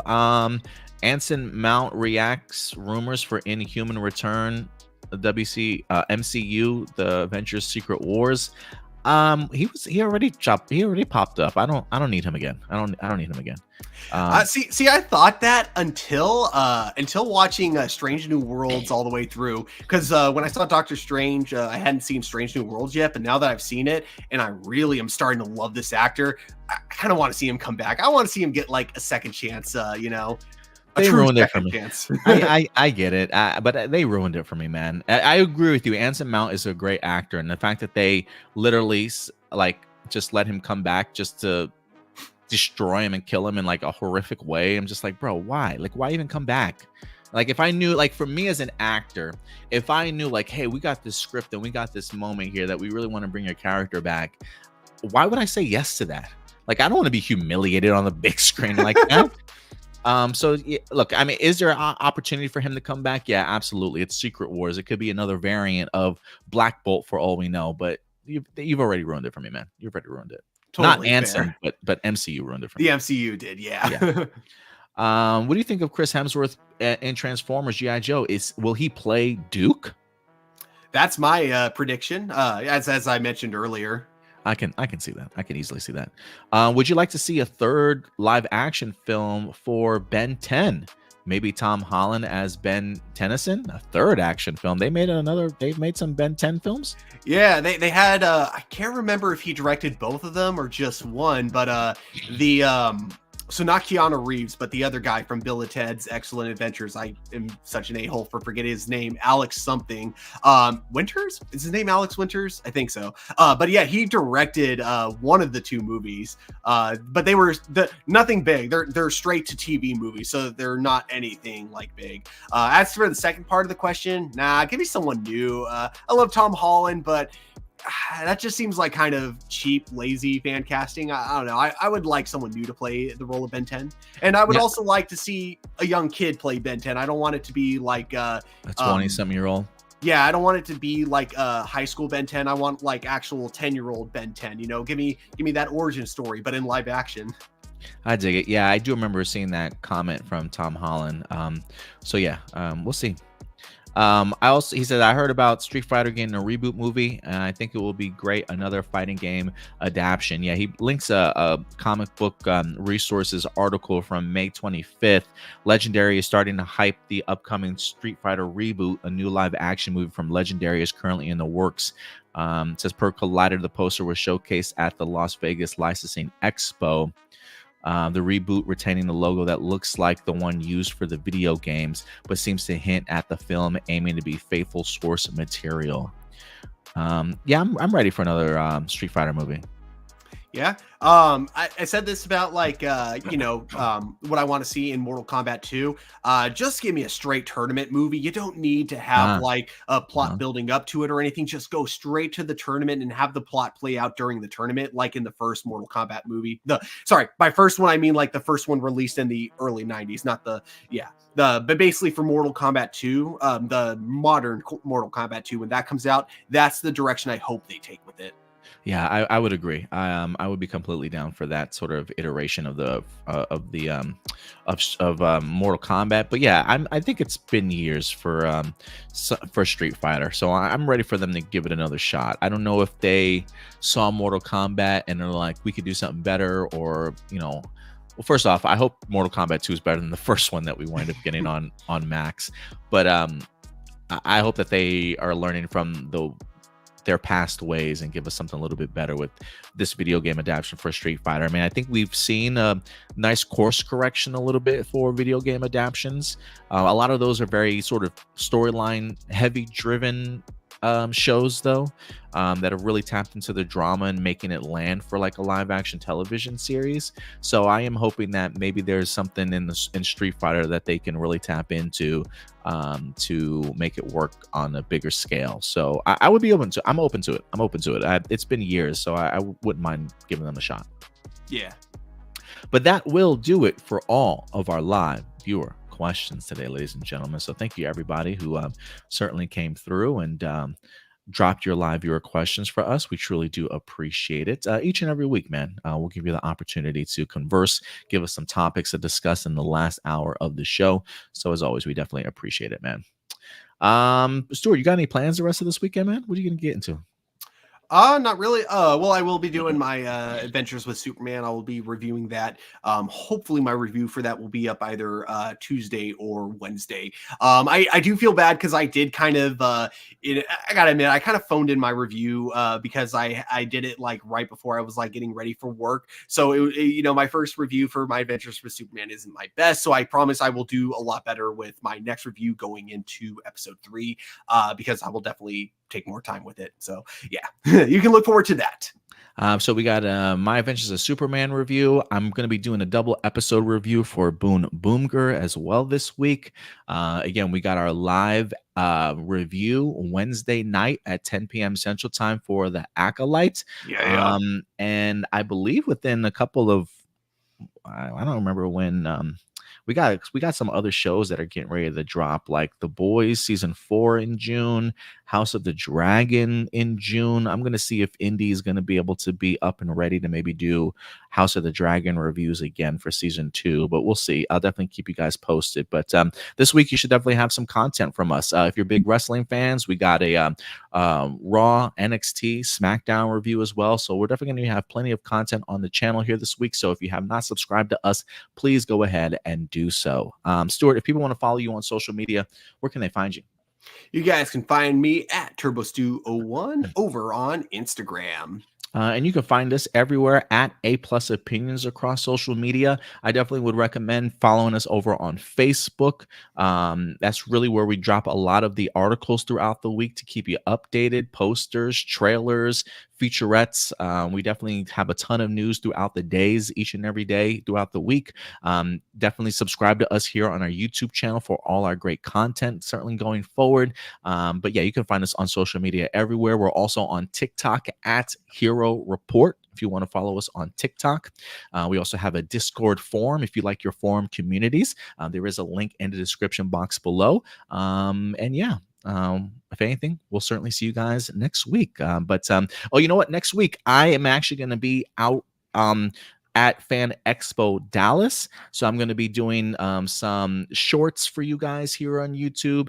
If you want to follow a lot of our live streaming stuff while I'm on the showroom floor, Facebook page, Twitter page, Instagram page are really great places to follow me during the weekend for sure for Fan Expo Dallas. Later on in the week, we'll have some great panel highlights that took place over the weekend for you guys. So I don't know if I'm going to be doing a Hero Report episode next week. I'll have to see if maybe I can have either Stuart host or maybe Indy host next weekend. Maybe a 1-person, 2-person team. It really just depends. But I'll definitely keep you guys posted on what Hero Report is looking like for next Sunday. But until then, guys, that's going to do it for us here. We'll certainly see you guys next week. But until then, do us a big favor, as always, guys. Take care of yourselves, take care of each other, and keep it A+. We'll talk to you guys later. Bye.